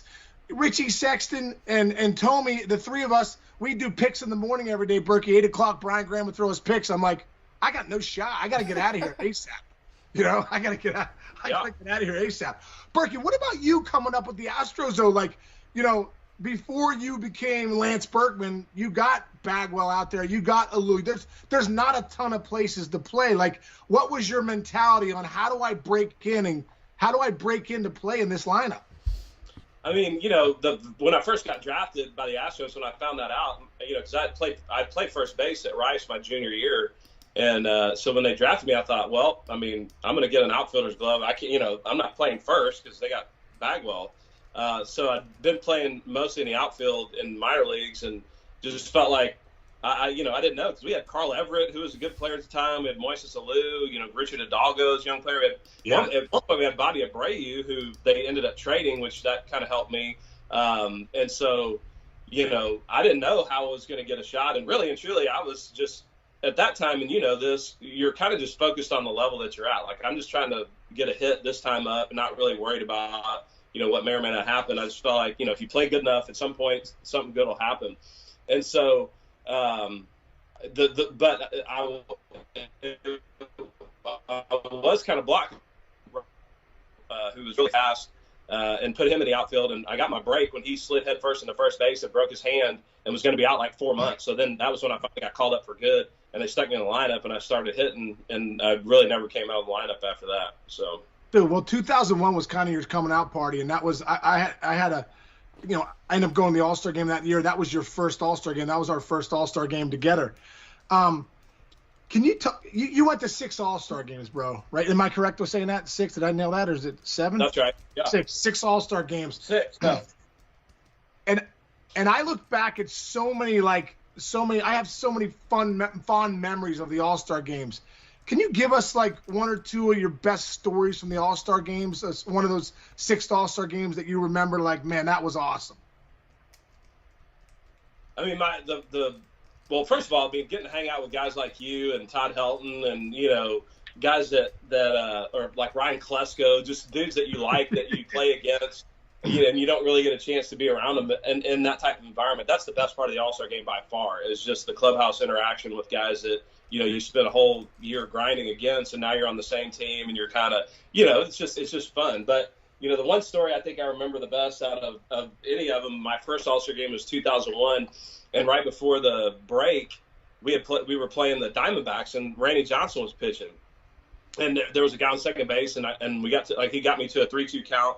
And I was like, well, I mean, it's either a fastball or slider. I can't hit the slider, so I'm just going to guess fastball and kind of start swinging before he lets it go. And he happened to throw me a fastball away, and I hit a double into right center and scored the run or whatever. So that was like the series before the break. So we go to that year, the game was in Seattle, and I'm out there, just like wide-eyed, like, oh, man, this is incredible. Like, you can't even, Tony Gwynn's there and all these guys. You're just like, what in the world, Cal Ripken Jr.? And so I don't belong here. But so I'm kind of just trying to mind my own business. I'm standing out in the outfield, shagging balls during BP. And all of a sudden, it was like this voice, like the PA from above is like, I should have thrown you a slider. And I'm like, good grief, turn around and look, and the unit is standing right behind me, like 7 feet tall, and talking down, And I was like, oh, right, and just, man, I just guessed and whatever. But I'll never forget that voice coming from on high. I should have thrown you a slider. And just turn around, look, there he is. So. How about in 2000? One of the coolest moments I experienced was you were there too. I remember in 2004, we're in Houston. I'm talking to Moises Alou at our lockers. We're having a good conversation, and all of a sudden it gets like eerily quiet, like right after you hit Bob Feller, that quiet, like where you could hear a pin drop, right? And I remember looking over, and Muhammad Ali walks in the clubhouse. Do you remember? And those are that's one of the coolest memories I have, is Ali walking in, how kind he was to everybody. He signed a bunch of autographs. He had the Parkinson's, but he was still kind of jabbing and weaving and wheeling and dealing. I just thought, wow, how cool is this that I play big league baseball, I make an all-star game, and Muhammad Ali is in our clubhouse. Yeah, man, just very gracious and kind, like you said, and a guy that ferocious, you wouldn't necessarily, in the ring, you wouldn't necessarily expect him to be that way, but he was very much accommodating. And I think that's the coolest part about playing baseball, is just those things like that. The people that you get to meet, the relationships that you form, that is what's fun about it. It's not, all the stuff that happens on the field is great, but it's really the stuff that happens off the field that makes it as special as it is. So, how about Berkey, sticking with the 2004 All-Star game? That was my last All-Star game. I believe that was your second or third All-Star game, right? Third, I think. Your third All-Star game. One of the coolest things for me was, first off, I had my son Andrew there, who was 2 at the time, and just doing snowman on the dirt, and then pooped his pants. I yelled up, I'm like, we got a pooper. Trainer. So I'm like, trainer, it's time to get this kid out of here. He just pooped his pants, you know what I mean? So but I wanted to watch you, because it was one of the coolest things in Houston. I remember you telling me before the game, you're like, Case, I'm gonna I'm going to do the Derby righty because I got more power. I'm like, wow, I've seen your power lefty. It's pretty good. Like, you got more power righty. You got to be kidding me. And you had the Crawford box there, the small porch. But, right. Bro, I mean, one of the coolest things I had seen was the crowd reaction to you, man. Like, how much of a fan favorite you were there in Houston. And every time that you came up, how crazy that was in that environment. Take us back to that whole thing, the 2004 All-Star Game in Houston. You're in the Derby, and just what was that like?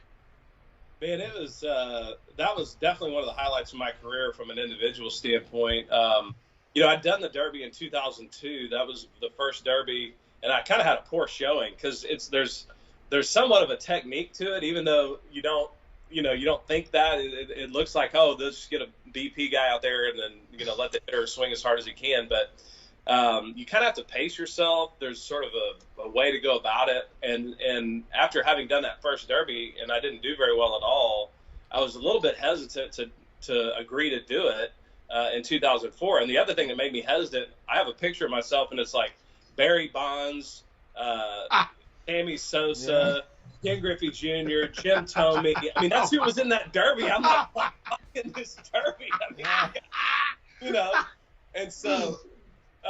But because it was in Houston and I knew that the fans would I felt almost obligated for the fans' sake to do it, and I'm sure glad I did because it ended up being one of the great experiences of my career. And it's one of those special deals where you just kind of get locked into a zone. And like you said, right-handed, I wasn't as consistent, but I did feel like I could hit the ball a long way right-handed, and I got into a good groove with my BP thrower. And then it was just like with every homer, the crowd was just going more and more nuts. And President Bush was standing up in the, like behind home plate. And I mean, it was crazy. And, the one thing about Minute Maid, when the fans are into it, it's one of the loudest places that you can be. I mean, the crowd energy there is second to none, really. And so that just, getting to the final and then kind of finally did run out of gas because I felt like I chopped down a whole forest of trees, like chopping trees. But, looking back on that, my wife was there, of course, and it was thrilling. I mean, it really was, and kind of a magical deal to have happen in your home stadium with your home crowd. That's amazing. I always wondered, what is it like in the Derby when the turtle's not there? Because I is it so weird not having the turtle around you when you're out there? Do you feel naked?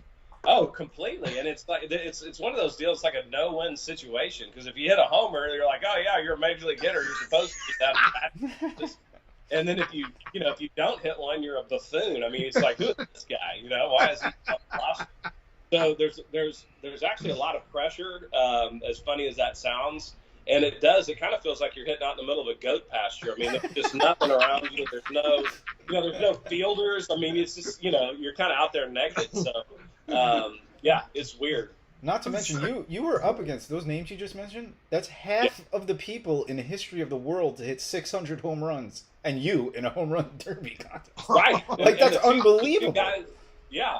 Well, there were three of us that were in there that probably shouldn't be. It was me, Hank Blaylock, and Miggy that ended up winning it. I mean, it was like, it just shows you kind of those guys had way more power than any of us did. But we ended up in the final because it's more than just about like how far you can hit it. There's technique and whatnot.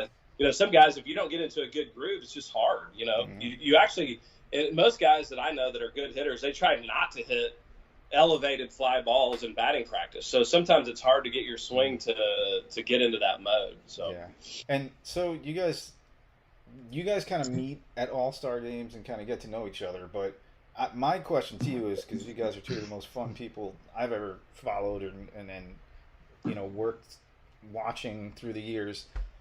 What was it like knowing Sean Casey, like getting to first base, and it's Lance Berkman and Sean Casey? Like what were those like conversations like over the years? Well, for me, the thing about Sean is the second you meet him, you feel like you've known him for like 40 years. So every time I get to first, it was old home week. I mean, it was everything I could do to keep from embracing him. But that was like awkward in the middle of a major league diamond. I get it. But several times thinking, I wish this you didn't want the hitter to do anything where you'd have to move. Like, we were having a great conversation. Like, that gummit, we gotta good conversation. But we definitely. Sean is my absolute favorite in terms of getting to first base and just engaging with the opposition. And I mean, in fact, there was a couple times like when. I remember you coming over to the house some when y'all were in town, and just like we would try to get together off the field, even though we never played together. But I just feel like Sean's kind of like a brother to me, even though we've never been on the same team and we just had limited interaction. But he's just one of the best. That's why he's the mayor. Oh man, it's so Berkey. It's so true, bro. Like I remember the first day meeting you, I'm like, oh my God, this is like my long lost brother. This guy's unbelievable. You know what I mean? Like. We had so much of the same personality and the same interest and stuff. And it is funny. People ask me all the time, tell me about the conversation. Who was the best to talk to? And I always say Lance Berkman was the best. I was like, the conversations Lance and I would get going, how funny Lance was. And I was like, usually he wasn't stealing. So, he'd just be saying, hanging over there. We'd get to a 3-2, 3-2 pitch or whatever, a few pitches into it. But Berkey, I used to love, bro. And Chitch, you're going to love this, dude. Yeah. Berkey, he'd always come, he'd hit a rocket up the middle, just almost like tomahawk the freaking pitcher, bam, he'd be on first. I'm like, Berkey, what's going on, brother? How you doing? He's like, I'm miserable. I'm one of the worst players in big leagues. I suck so bad. I can't wait to be done. And then I look up at the scoreboard, it's like 347, 41, and 110. I go, are you serious, bro? I was like, I want to start sucking like that. I want to be terrible. But I was like, I almost felt like that drove you, Lance, right? I almost felt like that thought process drove you sometimes. Yeah, no, I mean, I just got off the phone with Coach Graham. That's why I said that.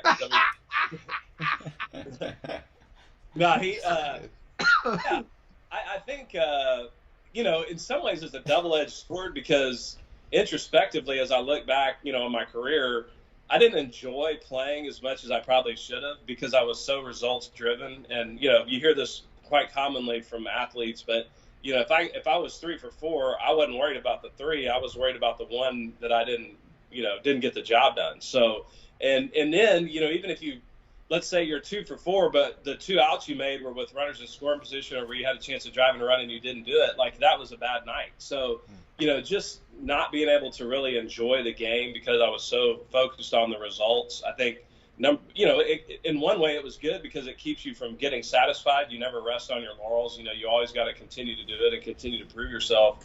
But I think it definitely shortened my career because, you get to the end of it and it's like, man, I'm just tired of fooling with that. Like I'm tired of feeling that way. And so that's a big part of how, I think,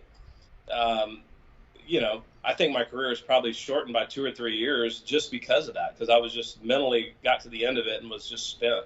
Yeah, dude, I can relate. It's those seasons. It feels like, man, the grind of trying to perform every single night. I was telling, my kids are getting a little older now. Like, Dad, you played 162 games? I'm like, yeah, in like 180 days. I'm like, it was, like mentally. I remember talking to Sidney Crosby one time, Penguins. He was like, I was in their clubhouse, their locker room. And he's like, he's a big baseball fan. He's like, man, we play 81 games and we, obviously it's a little more taxing as far as like getting up and down the ice. But he's like, I don't know how you guys did it mentally. And I think that's what you're talking about, man. Just year after year after year of like expecting so much out of yourself. It gets old after a while. It grinds you down. It grinds you down. Well, and there's just, and woe is the professional athlete. I mean, nobody feels sorry for us, nor should they. I mean, it's a great job. Make plenty of money. You're well compensated and all that. But, I mean, just from a personal standpoint, it does get to the point where you're like, man, I just don't have the mental or emotional energy to the expectation level that other people have, that you put on yourself, that your teammates have for you. After a while, it does get heavy, and that's why it's a young man's game. You kind of have to get. I think you're seeing younger players. I mean, guys, when you're in your 20s and whatnot, it's not as. But when you get to your mid to late 30s and you got family, considerations, and you got some injuries that you're dealing with. I mean, it's like you're hauling the dump truck to the park every day with you, and you get tired of doing that. So true. You're right. In your 20s, you're excited to get to the park. You're right. It's just it's the greatest job in the world, and I think as it goes on, like you said, when you start having kids, you're like, man, I want to be home with the kids sometimes. So I understand that, dude. So, I mean, Berkey, there's so many numbers to talk through. I mean, so many great numbers that you've had, but I want to stay looking out to the 2005 team that you guys ended up going to the World Series, and I believe.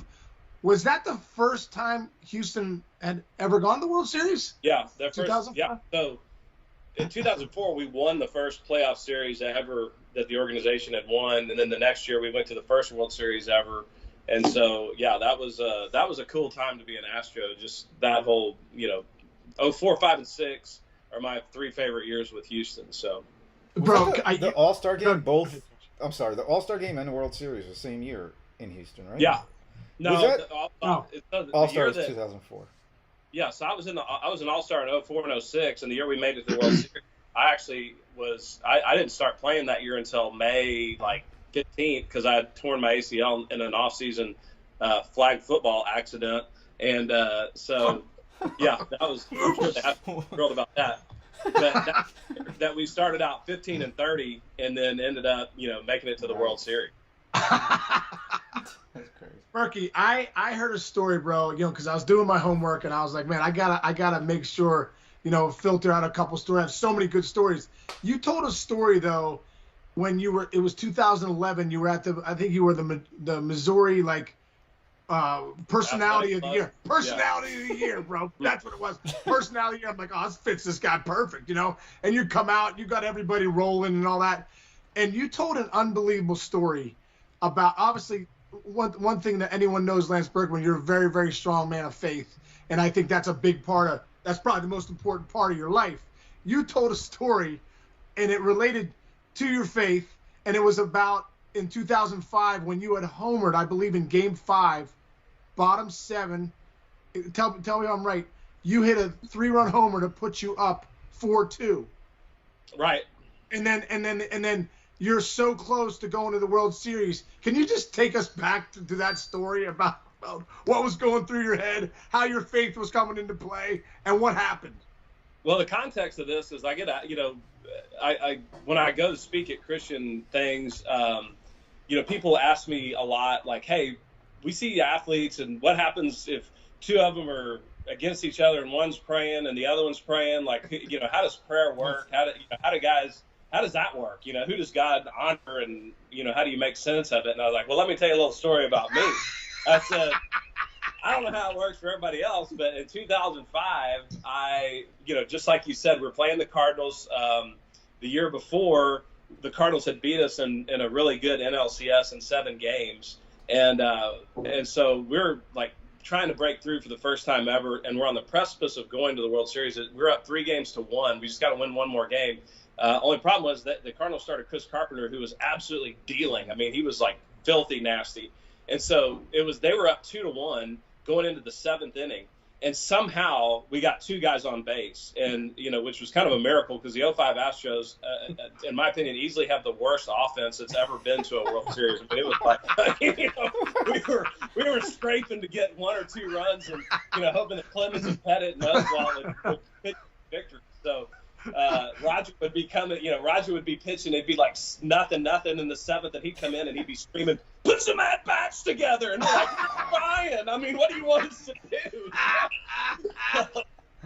So here we are. It's 2-1, and so we somehow get 2 guys on base, and Carp threw me a sinker down the way, and I had a line drive in the cropper boxes, and it was a 3-run homer, and it was like, dude, you talk about, you hear people talk about rounding the bases on air. I mean, that was me. I was like, this is unreal. I just put us in the World Series. 7th inning. I mean, we got the greatest bullpen in the history of the game. We got Lidge, and we got, Wheeler and Qualls. I mean, they're scoring, and we're up by 2 runs.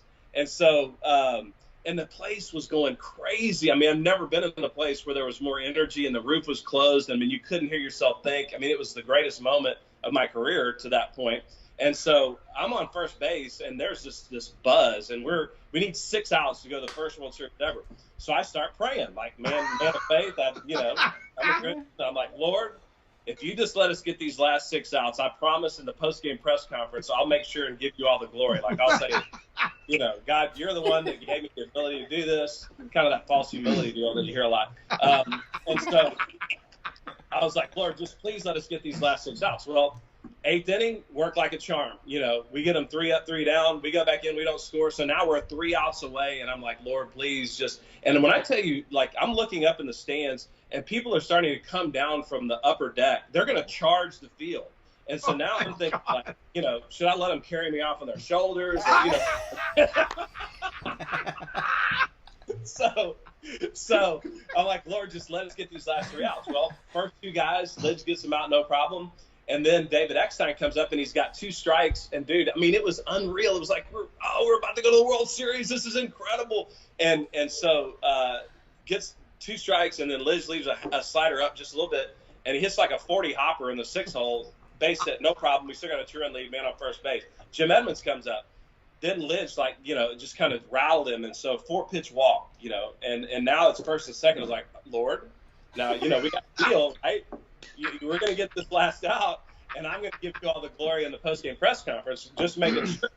And so Gar calls a timeout. Phil Garner's our manager, calls a timeout, runs them out. Here comes Albert Pujols, greatest hitter in the history of the game, in my opinion. And at this time, he's at the peak of his powers. I mean, this dude was unreal. And so he's coming up to the plate, and Gar runs out to the mound. He's like, what do you want to do? I was like, dude, we got to walk this guy. Let's walk him back loaded. I mean, no disrespect, but Juan Encarnacion is the hitter standing on deck. And I'm like, dude, if Juan Encarnacion beats us, then okay, we can live with that. But we can't let this guy beat us. So Gar was like, no, I don't want to do that. So he said, let's just pitch him careful, which is a kiss of death, It's the kiss of death. I run back to first base, and I'm thinking, oh Lord, just let us get this last guy out.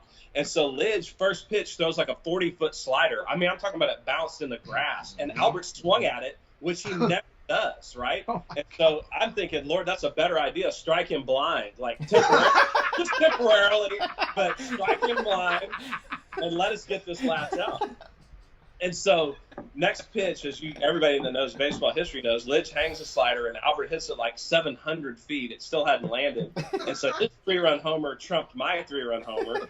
And so I'm on first base, and it, like the place went from pandemonium to literally you could hear Albert's cleats digging into the ground to see round first. I kid you not. And so I'm like, Lord, that's not the deal. Like, what is it? And so anyway, we ended up getting beat, obviously. And so after the game is over with, we go back into the clubhouse, and I'm sitting there, and I'm just, everybody's miserable. You're just sick at your stomach. And somebody flipped on the post game, and who is giving an interview, giving God all the credit for his 3-run homer, but Albert Pujols. And I was like, okay, all right, I got it. So the lesson I learned from that was that God doesn't need me to get glory for himself. Like, he can use whoever he wants in whatever the situation. So obviously that was not a prayer prayed in the right spirit, because it was very selfish in nature and that sort of thing. So that's the story I tell to kind of illustrate, a time when I was not praying with the right heart. That is awesome. So great, dude. That is such a great story. Such a good story. There's one other story, bro, that I just have to throw in there, because it was one of the funniest stories that you had told. After I told the Bob Feller story, you came back with this story. I almost had to call the ambulance on myself. Thought I was going into cardiac arrest. Can you take us back to Wrigley Field? Oh gosh. Because you have to take us back, because I end up having a conversation with Mike Remlinger a few months ago about it, which is awesome to get both versions. So good. So can you take us back to Wrigley Field? Was that 2005, 2004? No, it was I think it was 03 or 04. No, I think it was 04. Yeah, I think it was 04. 2004, one of the best stories I've ever heard. You got to take us back to the story. It's so funny. Well, this one is it's kind of like your Bob Feller story. It's funnier when I can demonstrate kind of what was going on, but I'll try to do the best I can. So 2004, kind of an underachieving team, but here we are. We're coming down the wire. It's like September, and we go into Chicago for a 4-game set, and we have got to to win at a minimum 2 of these 4. Like, we cannot let them win 3 out of 4. We got no shot at the playoff.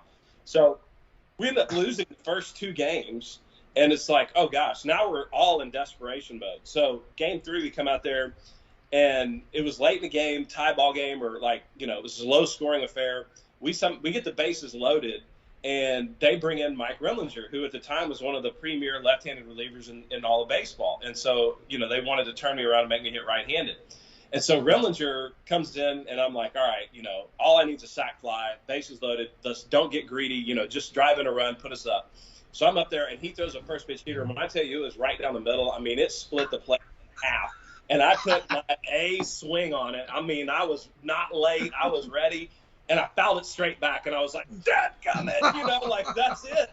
That's the only pitch you're going to get. So now I'm just like, oh, gosh.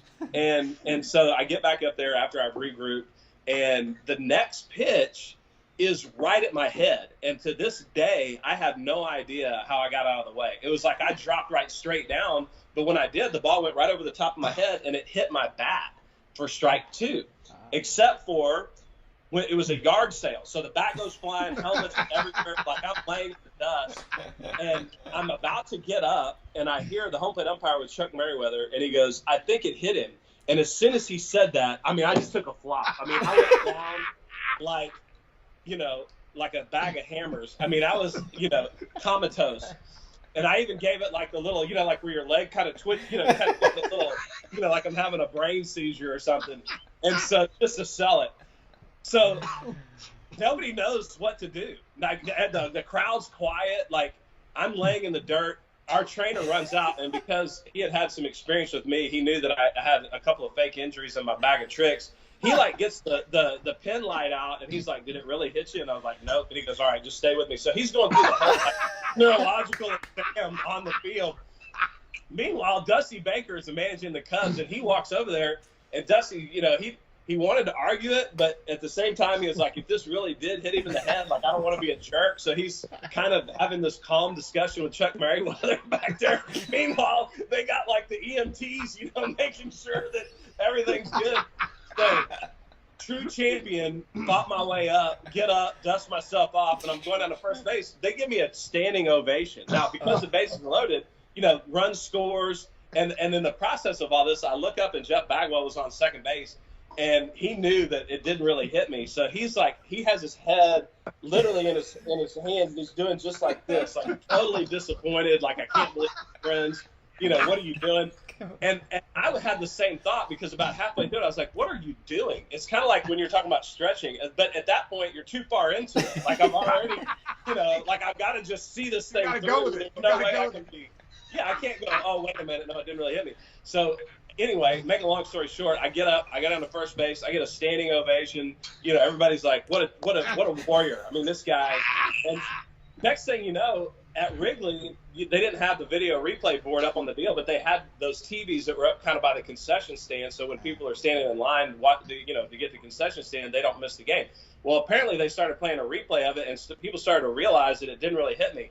And so, like, this cascade of boos starts up at the concession stand, and it, like, travels down into the, you know, lower levels and at the field. And before you know it, like, I thought I was going to be under attack. I mean, these people are going just absolutely nuts. Like, oh, Berkman, you know, I can't believe you do that. And now I'm just like, oh, gosh. So poor Mike Remlinger, throughout this whole ordeal, he thinks he's killed me. Like, he's standing on the mound, and, you know, he's flustered. And we ended up scoring like 5 or 6 runs after that. It totally unhinged him, and I felt horrible. You know, and after the game, the reporter comes in there, and they're like, well, did that ball really hit you? And I was like, well, you know, I went down hard. I don't really know what happened. Kind of trying to get out of it, but it was a bad deal. Not my finest moment on a baseball. But so good though. No replay. I mean, can't tell you how many times I'd foul a ball off and like 2 strikes. It didn't hit my foot, but I'd be limping like, oh man, my toe! I broke my toe. Yeah, you know what I mean? So we were almost taught back then. You got to sell it. You got to sell it. What's so funny is before replay, I'd tell guys all the time, if you don't have a fake injury in your bag of tricks, you can't play in the big leagues. Like, just an essential part of your weaponry when you go out there. So. It's so true, dude. It's so true. I saw Remlinger probably right before COVID hit, like in January. I was out in Arizona, and I saw him. this one night, and I'm like, Rem, because I played with Rem in Cincinnati a little bit, and I was like, I heard the greatest story from Lance Berkman, and obviously you're on the other end of this story. Tell me what happened. He's like, oh man, you kidding me? Obviously he loves you. He loves you. Everyone loves you. But he's like, you gotta be kidding me. He's like, I came in and up and in on Burke. I thought I killed him. It hit him in the head. Equipment went everywhere, and then he gets to first base, and then he goes, then in Wrigley, they start realizing, it didn't hit him. He goes, then I give it up. I just can't get it out. He's like, I'm just poop-souping it up there. Guys are hitting rockets everywhere, And then he said when he got taken out of the game, when you went out to the next inning, he said he came on the field, was like, Berkman, I'm coming after you every time. I'm going to hit you every time I face you the rest of the time. I'm going to hit you every time I face you. He was some kind of hot.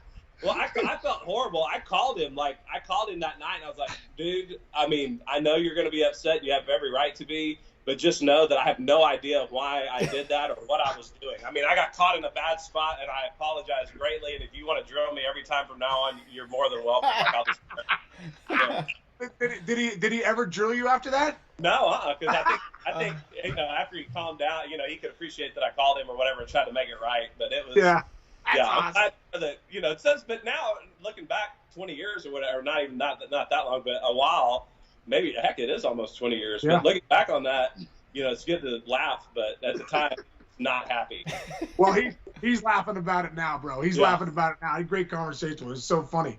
So, dude, 2005, tell me about that World Series with the Astros. Like, I know you guys, got hit pretty hard by the White Sox. I think you got swept. But I want, with that, I want to ask a couple things on top of that. Bagwell and Biggio, their influence on you and the influence of them being in that World Series. Well, I mean, Baggy and Biggio, the great thing about coming up with Houston when I did, it was tough because there was a lot of older players, but they were, you talk about two of the consummate professionals that have ever played the game. I mean, both of those two guys, and they're vastly different in personality. Biz is more of an acerbic personality. Like he's definitely got more of an edge. Bagwell's more like your older brother. But what I respected about both of them was, number one, they wanted to play every day. It doesn't matter. Like, they wanted to play 162 games, and which is crazy. And the mentality of the big leagues has totally changed on that. Maybe for the better, but at that point, it was like a badge of honor. We're playing every game, no matter what. And they kind of expected you to do the same thing. And the second thing is, they really had a great understanding for what makes a complete baseball player. In other words, it's not just about your offensive numbers. It's about your base running. It's about the way you play defense, your positioning, all of those things that go into making a good baseball player. And they were both exemplary in those areas. And just, they wanted and expected professionalism from the younger players. And so they really, I feel like, brought me up the right way in the game. And I owe a debt of gratitude to both of those guys. And also guys like Brad Ausmus and Bill Spire. Doug Henry and Tim Bogart, some of the veteran guys that were on that team. It was a great, in some ways it was hard, but in some ways it was a great way to come up into the big league. So to be able to get to the World Series in 2005 with those guys, I think that was the last year of Bagwell's career, just to be able to do it with them and get them to that. Yeah, that sounds pompous. I don't mean that, but I'm just saying, like, them being on that team, and when we all got to the World Series was such a thrill. Just let them have a chance to play in the World Series. I'm playing the World Series. It was just great. And what was funny about that is, we hadn't had a very good offense. Like I'd mentioned, we kind of struggled to score runs that year.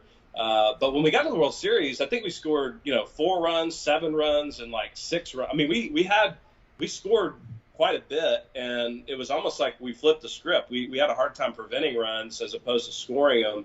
And it was probably, it was a 4-game sweep, but it was probably the best 4-game sweep there were 2 walk-off wins. They walked off on a homer. We played a 13-inning game. They won 1-0. They came back. We had a big lead in game 1. They had a grand slam to come back. So those kind of things that it was a great World Series, even though it didn't last very long. And they just had a really good team. And, I don't think we were quite ready to win at that point.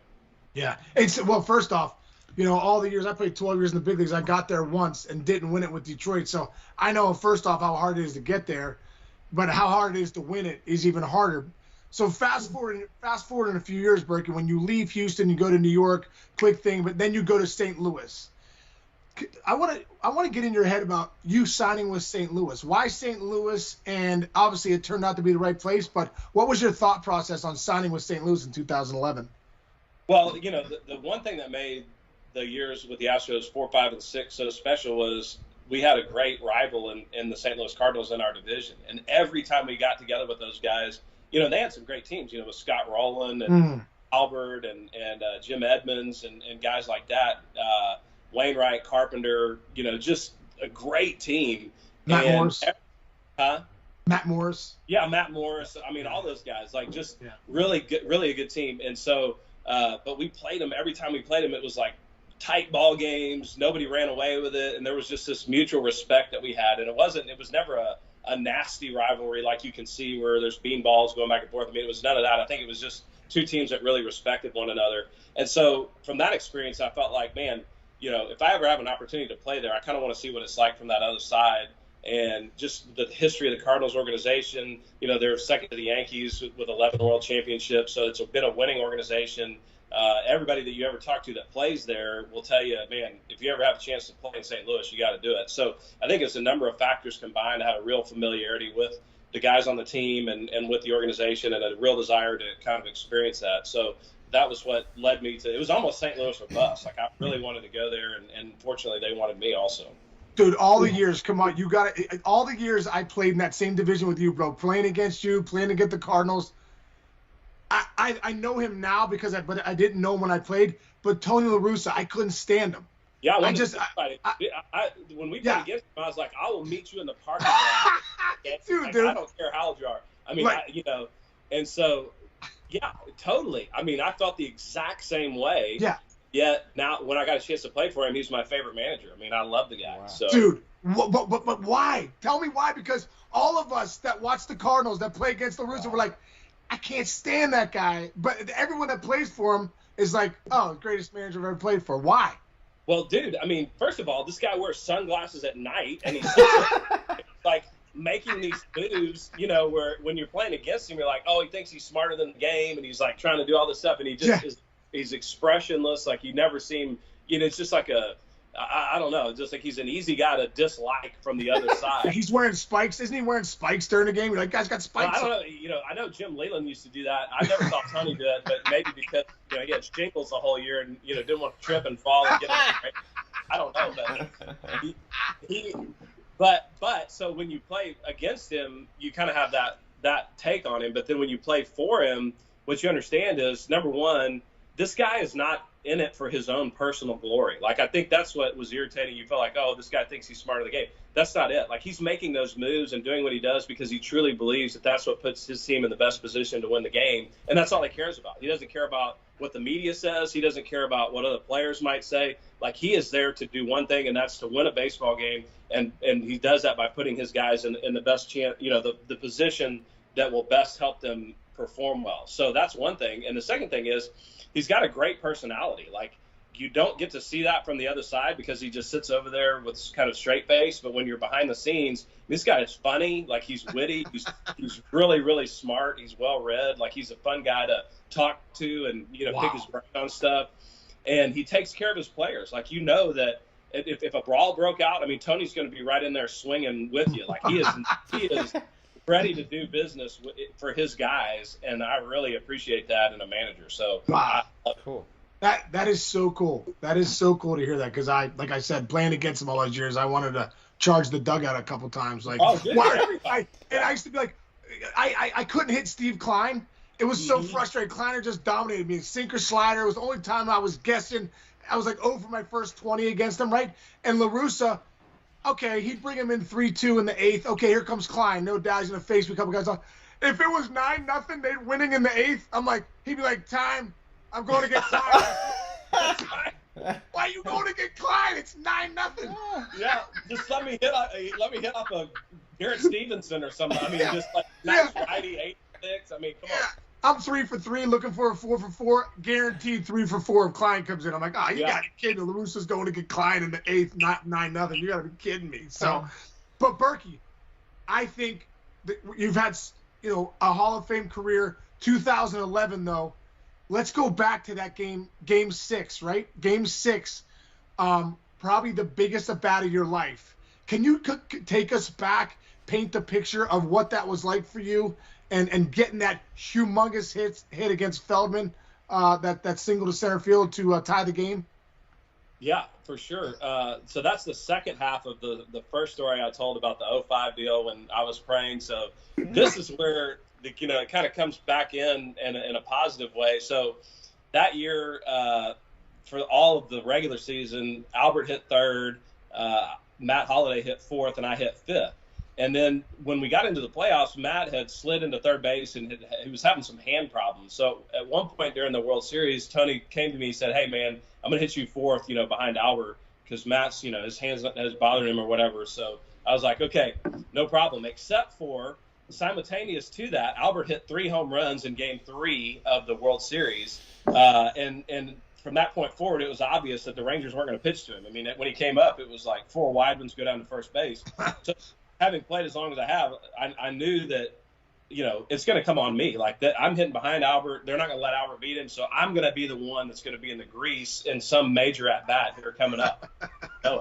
So I start praying, and having learned my lesson from the first time, I was like, Lord, if you would just let me, if I get into one of those big spots, don't let me be overwhelmed by it. Don't let the moment be too big. Help me to be able to relax. Help me to be able to focus. Help me to be able to compete with the ability that you've given me, and help me to be okay with the outcome. And that was my prayer, literally, like for 3 days. And the reason I had so much time to think about it is because we had a rain out. So we had an off day and a rain out before Game 6. And so that, as you know, like when you're in the playoffs, off days are the worst. And if you have an off day and a rain out, that's like terrible. Yeah. Terrible. I mean, you just want to play. Like, we're used to playing, and now we got to sit around. So you have time to think about all the bad things that could happen. So I'm literally, every time I get that sick feeling in my stomach, I start praying. And I'm like, Lord, just please let me be able to. So that's sort of the background of that. So we go, and, people that know Game 6, it was an ugly game at first. It was back and forth. We're down by 3 runs heading into the 7th inning. And, Alan Craig comes up and hits a solo home run, sort of at the time it seemed like an innocuous deal. Like, okay, we went from a 3-run deficit to a 2-run deficit. Well, now we're in the 9th inning. We're still down by 2. Great comeback, series of events ending with Freeze hitting a line drive off the wall. And I scored from first base on his triple. Like, me and Albert were on first and second. We scored to tie the game. So we go back in, and it's the top of the 10th inning. And they get a guy on base, and Josh Hamilton hits a 2-run homer to put them back up by 2 runs. And we're just like, you have enough game experience to know that we came back. It was a miracle to come back from 1 deficit. We ain't doing it again. I mean, there's no way in back-to-back coming back from 2-run deficits. So I'm thinking, well, the Rangers deserve it. They got a great team. I'm standing out there in right field.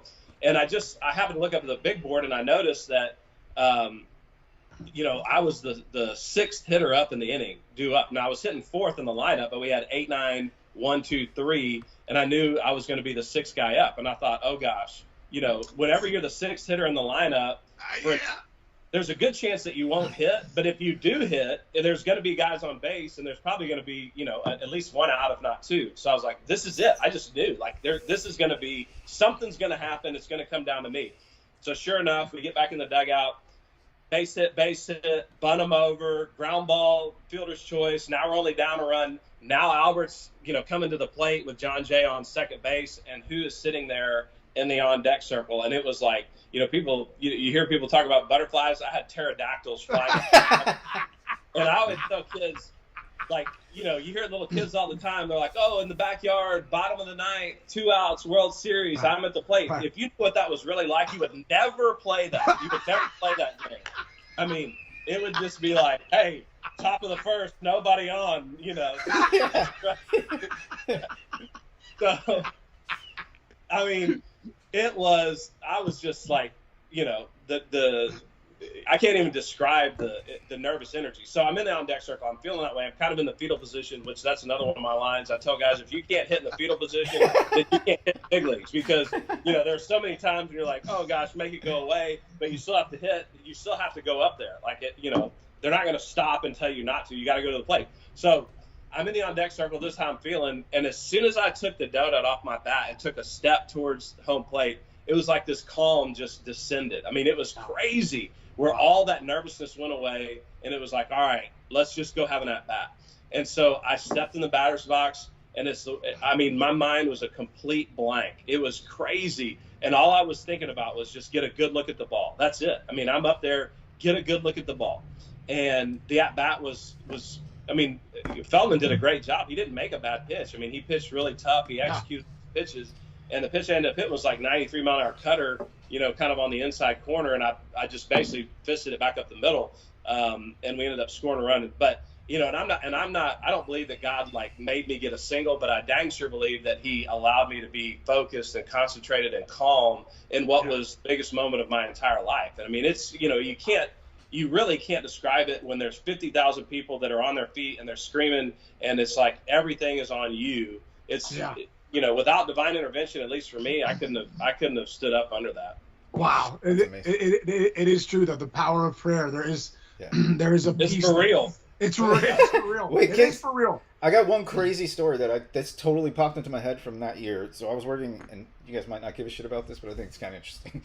I was working in MLB. I've been working in baseball from, like I said, I got out of college. So I've been to every World Series, working every World Series. But my cousin, Andrew, like a younger brother to me, was like one of the first people in my family that was going to get married. And people kind of kept weddings away from October because a lot of my family worked in sports and stuff. And so they set the date and they're like, we have to do it this date. It's towards when the World Series is. And I'm like, don't worry. Then the playoffs get set. And they're like, oh my God, it's the same thing. And I looked at the calendar. I go, it's impossible. I'll be home for the wedding. And they're like, why? And I'm like, the World Series this year would have to go 7 games and have a rain out for me to miss your wedding. So I will be there. And no shit, part of my language, we are in the truck. First of all, the rain out happens. And I'm like, no way. There's no way. Yeah. Fine. So game 6, though, or was it game 6, right? Yeah. We're sitting in the truck, and I'm like, there's no effing way. There's no way. It's over. Great. Bam. Ball off the wall. Oh, we'll see you again tomorrow night for the second time. Yeah. And I literally finished the show, went straight to the airport, and got on the first flight home, and I missed game 7 because I wanted to be at my cousin's wedding, be in the church with my family, like you said. Mm-hmm. Well, game 7 was kind of blah compared to game. I mean, it was just anticlimactic, Yeah, so. Just let David Freese do his thing. Of all those teams, Berkey, you got a World Series title in 2011 with the Cardinals. All those unbelievable years with the Astros. What's the favorite team? What's the favorite team that you played on? Is there one team you look back and you go, man, I missed that team, or that was awesome? Well, for sure, the 11 team is a great team, and. But the other team that comes to mind is the 05 Astro team. I mean, the 2 World Series teams. Right. And I'm not saying that just because we went to the World Series and won it. And truly, the guys on that team, on both of those teams, you could literally close your eyes and throw a dart at a dartboard and whatever name you hit, go on a 2-week vacation with them, and you would have a great. I mean, we just those 2 teams above all the ones that I ever played with. That was where the guys truly loved each other and cared about each other beyond the professional. And so I've still got great relationships from both of those teams. Some of my best friends, Chris Burke and Andy Pettit from 05 Astro team. I mean, it's so many great guys like Adam Everett and Morgan Ensberg and guys like that Brad Osmus. I mean, not to mention Bagwell and Biggio and those guys. And then and with the Cardinals, I mean, Matt Holliday's still a great friend, and I keep up with Wayne. Just so many great guys. Gerald Laird, Nick Punto, Ryan Terrier, so many characters on that team. Funniest team for sure I ever played with was the 11 Cardinals. And we had some real comedians. So those 2 teams for sure are my favorite. If you have Nick Punto on your team, you're going to probably be laughing a lot. Oh, dude, this guy's unreal. I mean, but try to mix him in with some of these other guys too. It was an absolute riot to come to the ballpark. I mean, it really was. That's so great, dude. That's so great. I love looking back at those at that time at teams. You're like, no, it's some of the role player guys were some of the funniest guys, but we all, when you go to the World Series, you definitely mesh, and those are good years. All right, I just mentioned Steve Klein, bro. He owned me. It was so frustrating, right? It was so frustrating. Who owned you, and who did Lance Berkman own? Who did you want to see come up and say, oh baby, it's 3 for 4 today, 3 for 3, no doubt? Well, I mean. The guys that own me are like Ted Lilly, and Randy Wolf. I mean, this guy, Randy Wolf, is like, when you said that about Steve Klein, he's the guy I thought about, because it's like I was just up there guessing, and if I guessed fastball, it would be like, okay, here's a breaking ball. But then I got into the whole like, okay, I'm thinking he's going to throw a fastball, but he knows I'm thinking that, so I'm going to throw a slider, and then he throw the fastball. Like, he knew that I knew that he knew. It's like the Princess Bride deal. I mean, I just could not get on the same page with him, and he owned me. So those two guys for sure. I had success against some guys like, actually Feldman was a guy that I had a lot of success against. I had a lot of success against Smoltz. I had a lot of success against Maddox. I mean, guys like that you would, if a right-handed pitcher had a hard time getting the ball in on me, then I had a pretty good shot of being successful against him. And so I'm thinking, who was the guy? One of the guys was it Sullivan? The side. Oh yeah, Scott Sullivan. Yes, Sullivan. Yeah, Scott Sullivan. I think I was like 10 for 11 against Sullivan, and Bagwell was like 0 for 15 against him. I mean, it was like Bagwell's kryptonite, and I mean, it looked like to me he was throwing me front toss. I mean, I was like, well, what's so funny about that, Berkey, is like, if you go back and look at Lance Berkman versus Cincinnati Reds like career, and it comes out to like, I want to say it's right around the 170 games. It's so ridiculous. It's like 393 with 60 homers and like 100 an RBI a game. Dude, you used to crush the Reds. You used to crush them. I mean, y'all would feature a collection of average right-handed pitcher, like just 90 to 92 slider change. I mean, there was, it was never like a real hitting problem, and then, so true. And then the ballpark is a good place to hit, just like kind of like Minute Maid. I mean, it's just a good place to hit. So. Oh my gosh, so I got good. the numbers, Sean. I got the numbers. Against you guys. Yeah, what are they? What are they? 314. This is 728 plate appearances, so it's kind of like a season, a little more, right? Yeah, it's more than 314, 52 homers, 144 RBIs, 124 walks, 3 triples, 39 doubles, 431 on base, 656 slugging, OPS 1.087. Oh my God! If you played the Reds all the time, you'd have been the greatest player of all time. All time.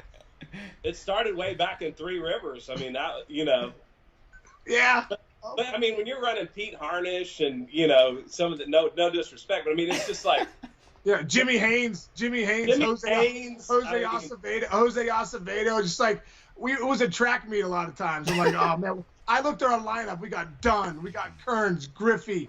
We're loaded, and I'm like, it's 12-10 again. It's freaking 9-7. You know what I mean? It's like, oh man, you guys are licking your chops.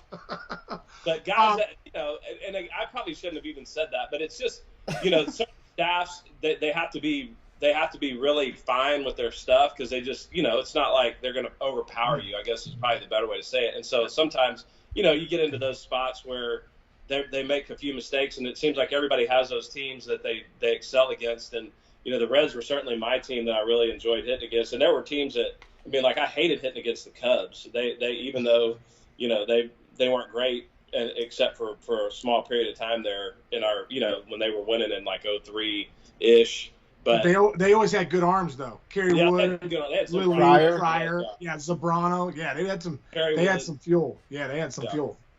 Berkey, I tell people all the time when people ask me, hey, did you play against him? What Hall of Famers did you play against? And, I played with Barry Larkin. I played with Ken Griffey Jr. I played with Big Poppy.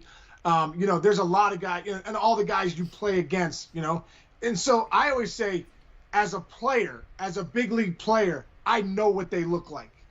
And for me, you're a Hall of Famer. And there's a ton of guys around that would say, by the way, congratulations on the Astros Hall of Fame. It really is a super big deal. But for me, I think Cooperstown, that's where Lance Berkman should be. And I go back and now, was looking at up a few things. You rank second in baseball history, 300-plus plate appearances, OPS plus, only to Mickey Mantle for switch hitters, right? Fourth among switch hitters in home runs, right? And let me tell you who the switch hitters are. Mantle, Eddie Murray, Chipper Jones, right? The comps that you have to Edgar Martinez, of you playing the outfield and playing first base. If Edgar Martinez is a home run, is a Hall of Famer. Lance Berkman's a Hall of Famer. And I know, bro, dude, you're one of the most humble dudes that I've ever met in my life. But I'm telling you, I watched it. You saw the numbers with the Reds. I watched it at a different level. You know what I mean? Than maybe the Cubs did. Can you just talk about that a little bit? Like what it would mean for you if Cooperstown maybe did happen for you with the Veterans Committee? Because for you to be still not on the ballot right now, I think is an absolute joke. But I think they do get it right eventually. Do you hope they go back and look at your numbers? Yeah, I mean, I think the one chance I would have would be there's a tendency in baseball to value things like OPS and those type of percentages rather than your hard counting stats like your home run numbers and your RBI numbers and all, the more traditional way of looking and valuing hitters. So, I mean, I think my postseason and World Series performances and maybe like the OPS stuff, as those continue to be valued more, that would be where I might be able to convince some people that I'd be deserving of it. But I'm, at the same time, I'm not holding my breath. I'm not, I don't look at myself that way. But it would certainly be, beyond my wildest dreams if that were to happen, and it would be, you guys tear up and cry when they're getting inducted for a reason because it's just it would be monumental and something that would, not validate, but would definitely be a feather. I guess, you work your whole life, you do something and you want to be the best at it. And that's part of what drives you. And so it would be an acknowledgement or a recognition that, your career meant something. And, all the work that you put in paid off eventually. And I felt like, especially towards the end of my career, the injuries really kept me from playing long enough to where I could have some of those counting stats that would make me more of a lock for the Hall of Fame, so to speak. So it's hard to think, man, if I hadn't got hurt, if I hadn't had 8 knee surgeries, if I hadn't, then right. play that what if game. So if you finally, that would all go away if it did eventually happen. But at the same time, it's not going to greatly alter the course of my life going forward, although I, would love to see it happen. Yeah, well, you look back though, 34 home runs shy of 400, 95 hits shy of 2,000. I also look at one thing too. When you go back and you look at your Astros days, I mean, ridiculous numbers from 2009 to 2010, which is from 2000 to 2009, which is 10 years. You hit 300 with 413 on base percentage and a 559 slug, which is elite with 31 homers and 103 RBIs, 148 OPS plus. And I know those numbers do matter, bro, but I'm going to keep preaching it. I know Brian Kenny at the network, who is the guy that kind of breaks down the numbers, and you get frustrated, Brian, sometimes. But I know whenever we talk about you, he says, yeah, Lance Berkman's a Hall of Famer. So I just hope that train keeps rolling forward. And, I hope people see, the numbers that you did put up. Dude, so this last segment is the furthest thing from Cooperstown. It's called 9 and 90 that we do. Okay. And Shinch, why don't you tell Lance what it is? Well, let's have Marty Brenneman tell Lance what it is first. Okay. Hall of Fame baseball broadcaster Marty Brenneman here. It's time for 9 in 90, the most ridiculous segment in all of sports. That's right. So, very simply put, it's this or that questions, Lance, and they're absolutely stupid. So answer them as stupidly as you like. I'll ask Casey first. He'll give a quick answer, and then you just pick it up right off of him. Okay? So ready for we're this? answering questions, and they're stupid questions that we're Yes, answering. basically. It's just fun. Yeah. I'll pick it up as we go. Fun and weird. Okay. All right. First one, Sean. In the Tom and Jerry cartoon, who did you root for, Tom or Jerry? I kind of rooted for Jerry. I was just frustrated that Tom was, this big old cat doing his thing. So Jerry. Okay. I see. I'm just the opposite. Like I like to see Tom win a few of those battles because he rarely did. I agree. Of course, I guess the one thing to think about there is if Tom does win, the show's over. Yeah, that's true. So Jerry had to win. Okay. See, you're very good at this game already. Perfect. All right, Sean. Eliminate one diva. Madonna, Cher, or Celine Dion? I'm gonna have to say Cher. Okay. because she's a little older for me. So like I like Madonna, and Celine Dion has a great voice. So Cher. Okay. Yeah, I'm gonna have to agree with you. Yeah, Cher for sure. Sorry, Yeah. Cher. You're out, Cher. Okay. You're out to dinner at a restaurant. Are you crushing table bread and appetizers or saving room for dessert, Sean? I'm saving nowadays. Back in the day, I was crushing the bread with the olive oil dip and just licking the plate. Now I'm more saving room for dessert. Can I answer both? Because Yeah. I routinely do both. Like, I take bread, and I have dessert. And my wife gives me a hard time because I've kind of gotten into this deal where I eat 3 breakfasts. Like, I have different breakfasts. You know, it's supposed to be the most important meal of the day, so I want to make sure I get it in. Yeah, boy. Perfect. All right, great. All right, Sean, would you rather have the smallest hands in the world or the biggest feet in the world? Does that mean I have big hands? No, I don't know. Okay. I don't go too deep into these questions. I'm like, I'd rather have the biggest feet because that means I'm probably a big dude. okay. Lance? Yeah, I probably would go with the feet also, just because if you have the smallest hands in the world, you're going to have a hard time even getting by, like in life. You know, like. That's fair point. Let alone hitting a baseball. You're not Yeah, gonna that's hit true. a You're not baseball. playing Right, I won't be able to hold my fork for my three breakfast. You know, like Yeah, that's right. All right, you ready? Rank these Lances from worst to best. Lance Armstrong, Lance Bass, and pro wrestler Lance Storm. Oh, from worst to best? Yes. I'd have to say Lance Bass is 3, Lance Armstrong 2, and I'm a big wrestling fan. I kind of like Lance Storm. Okay. I'm sure Berkey doesn't even know who Lance Storm is. I don't. That's why I'm going to put him third. Good. So, like, the other 2 guys, I don't particularly care for, but at least I've heard of them, so they'll be a tie for second. And Okay, perfect. I'll put myself in the number 1. There you go. There you go. All right, great. This is going well. All right, what smell is the worst? Wet dog, cat piss, or horse poop? Ooh, I'd have to say cat piss is deadly. You're and familiar with it. I'm familiar with cat piss. I don't know if I've ever told you that story, Berkey, about my arbitration hearing. If No. not, I'll have to tell you that. I'll tell you that. But cat piss, it lasts for years, guys, and you just can't get rid of it. Yeah, I have to say catfish for sure. Wet dog, not pleasant, but, you know, I like dogs, and so kind of put up with that. And horse poop's actually not that bad because it reminds me of being outside and whatnot. You know, the thing about those, you got to remember a horse is a vegetarian, so their poop is a lot more pleasant, you know, because it's just grass and whatnot. And Well done. Well done. Perfect. Okay, 3 more quick ones. You're locked in an empty room with nothing but one song playing for 24 hours. Which of these 3 songs would you choose to listen to if you had to listen to one? Row, row, row your boat, 99 bottles of beer on a wall, or Baby Shark, 24 hours straight.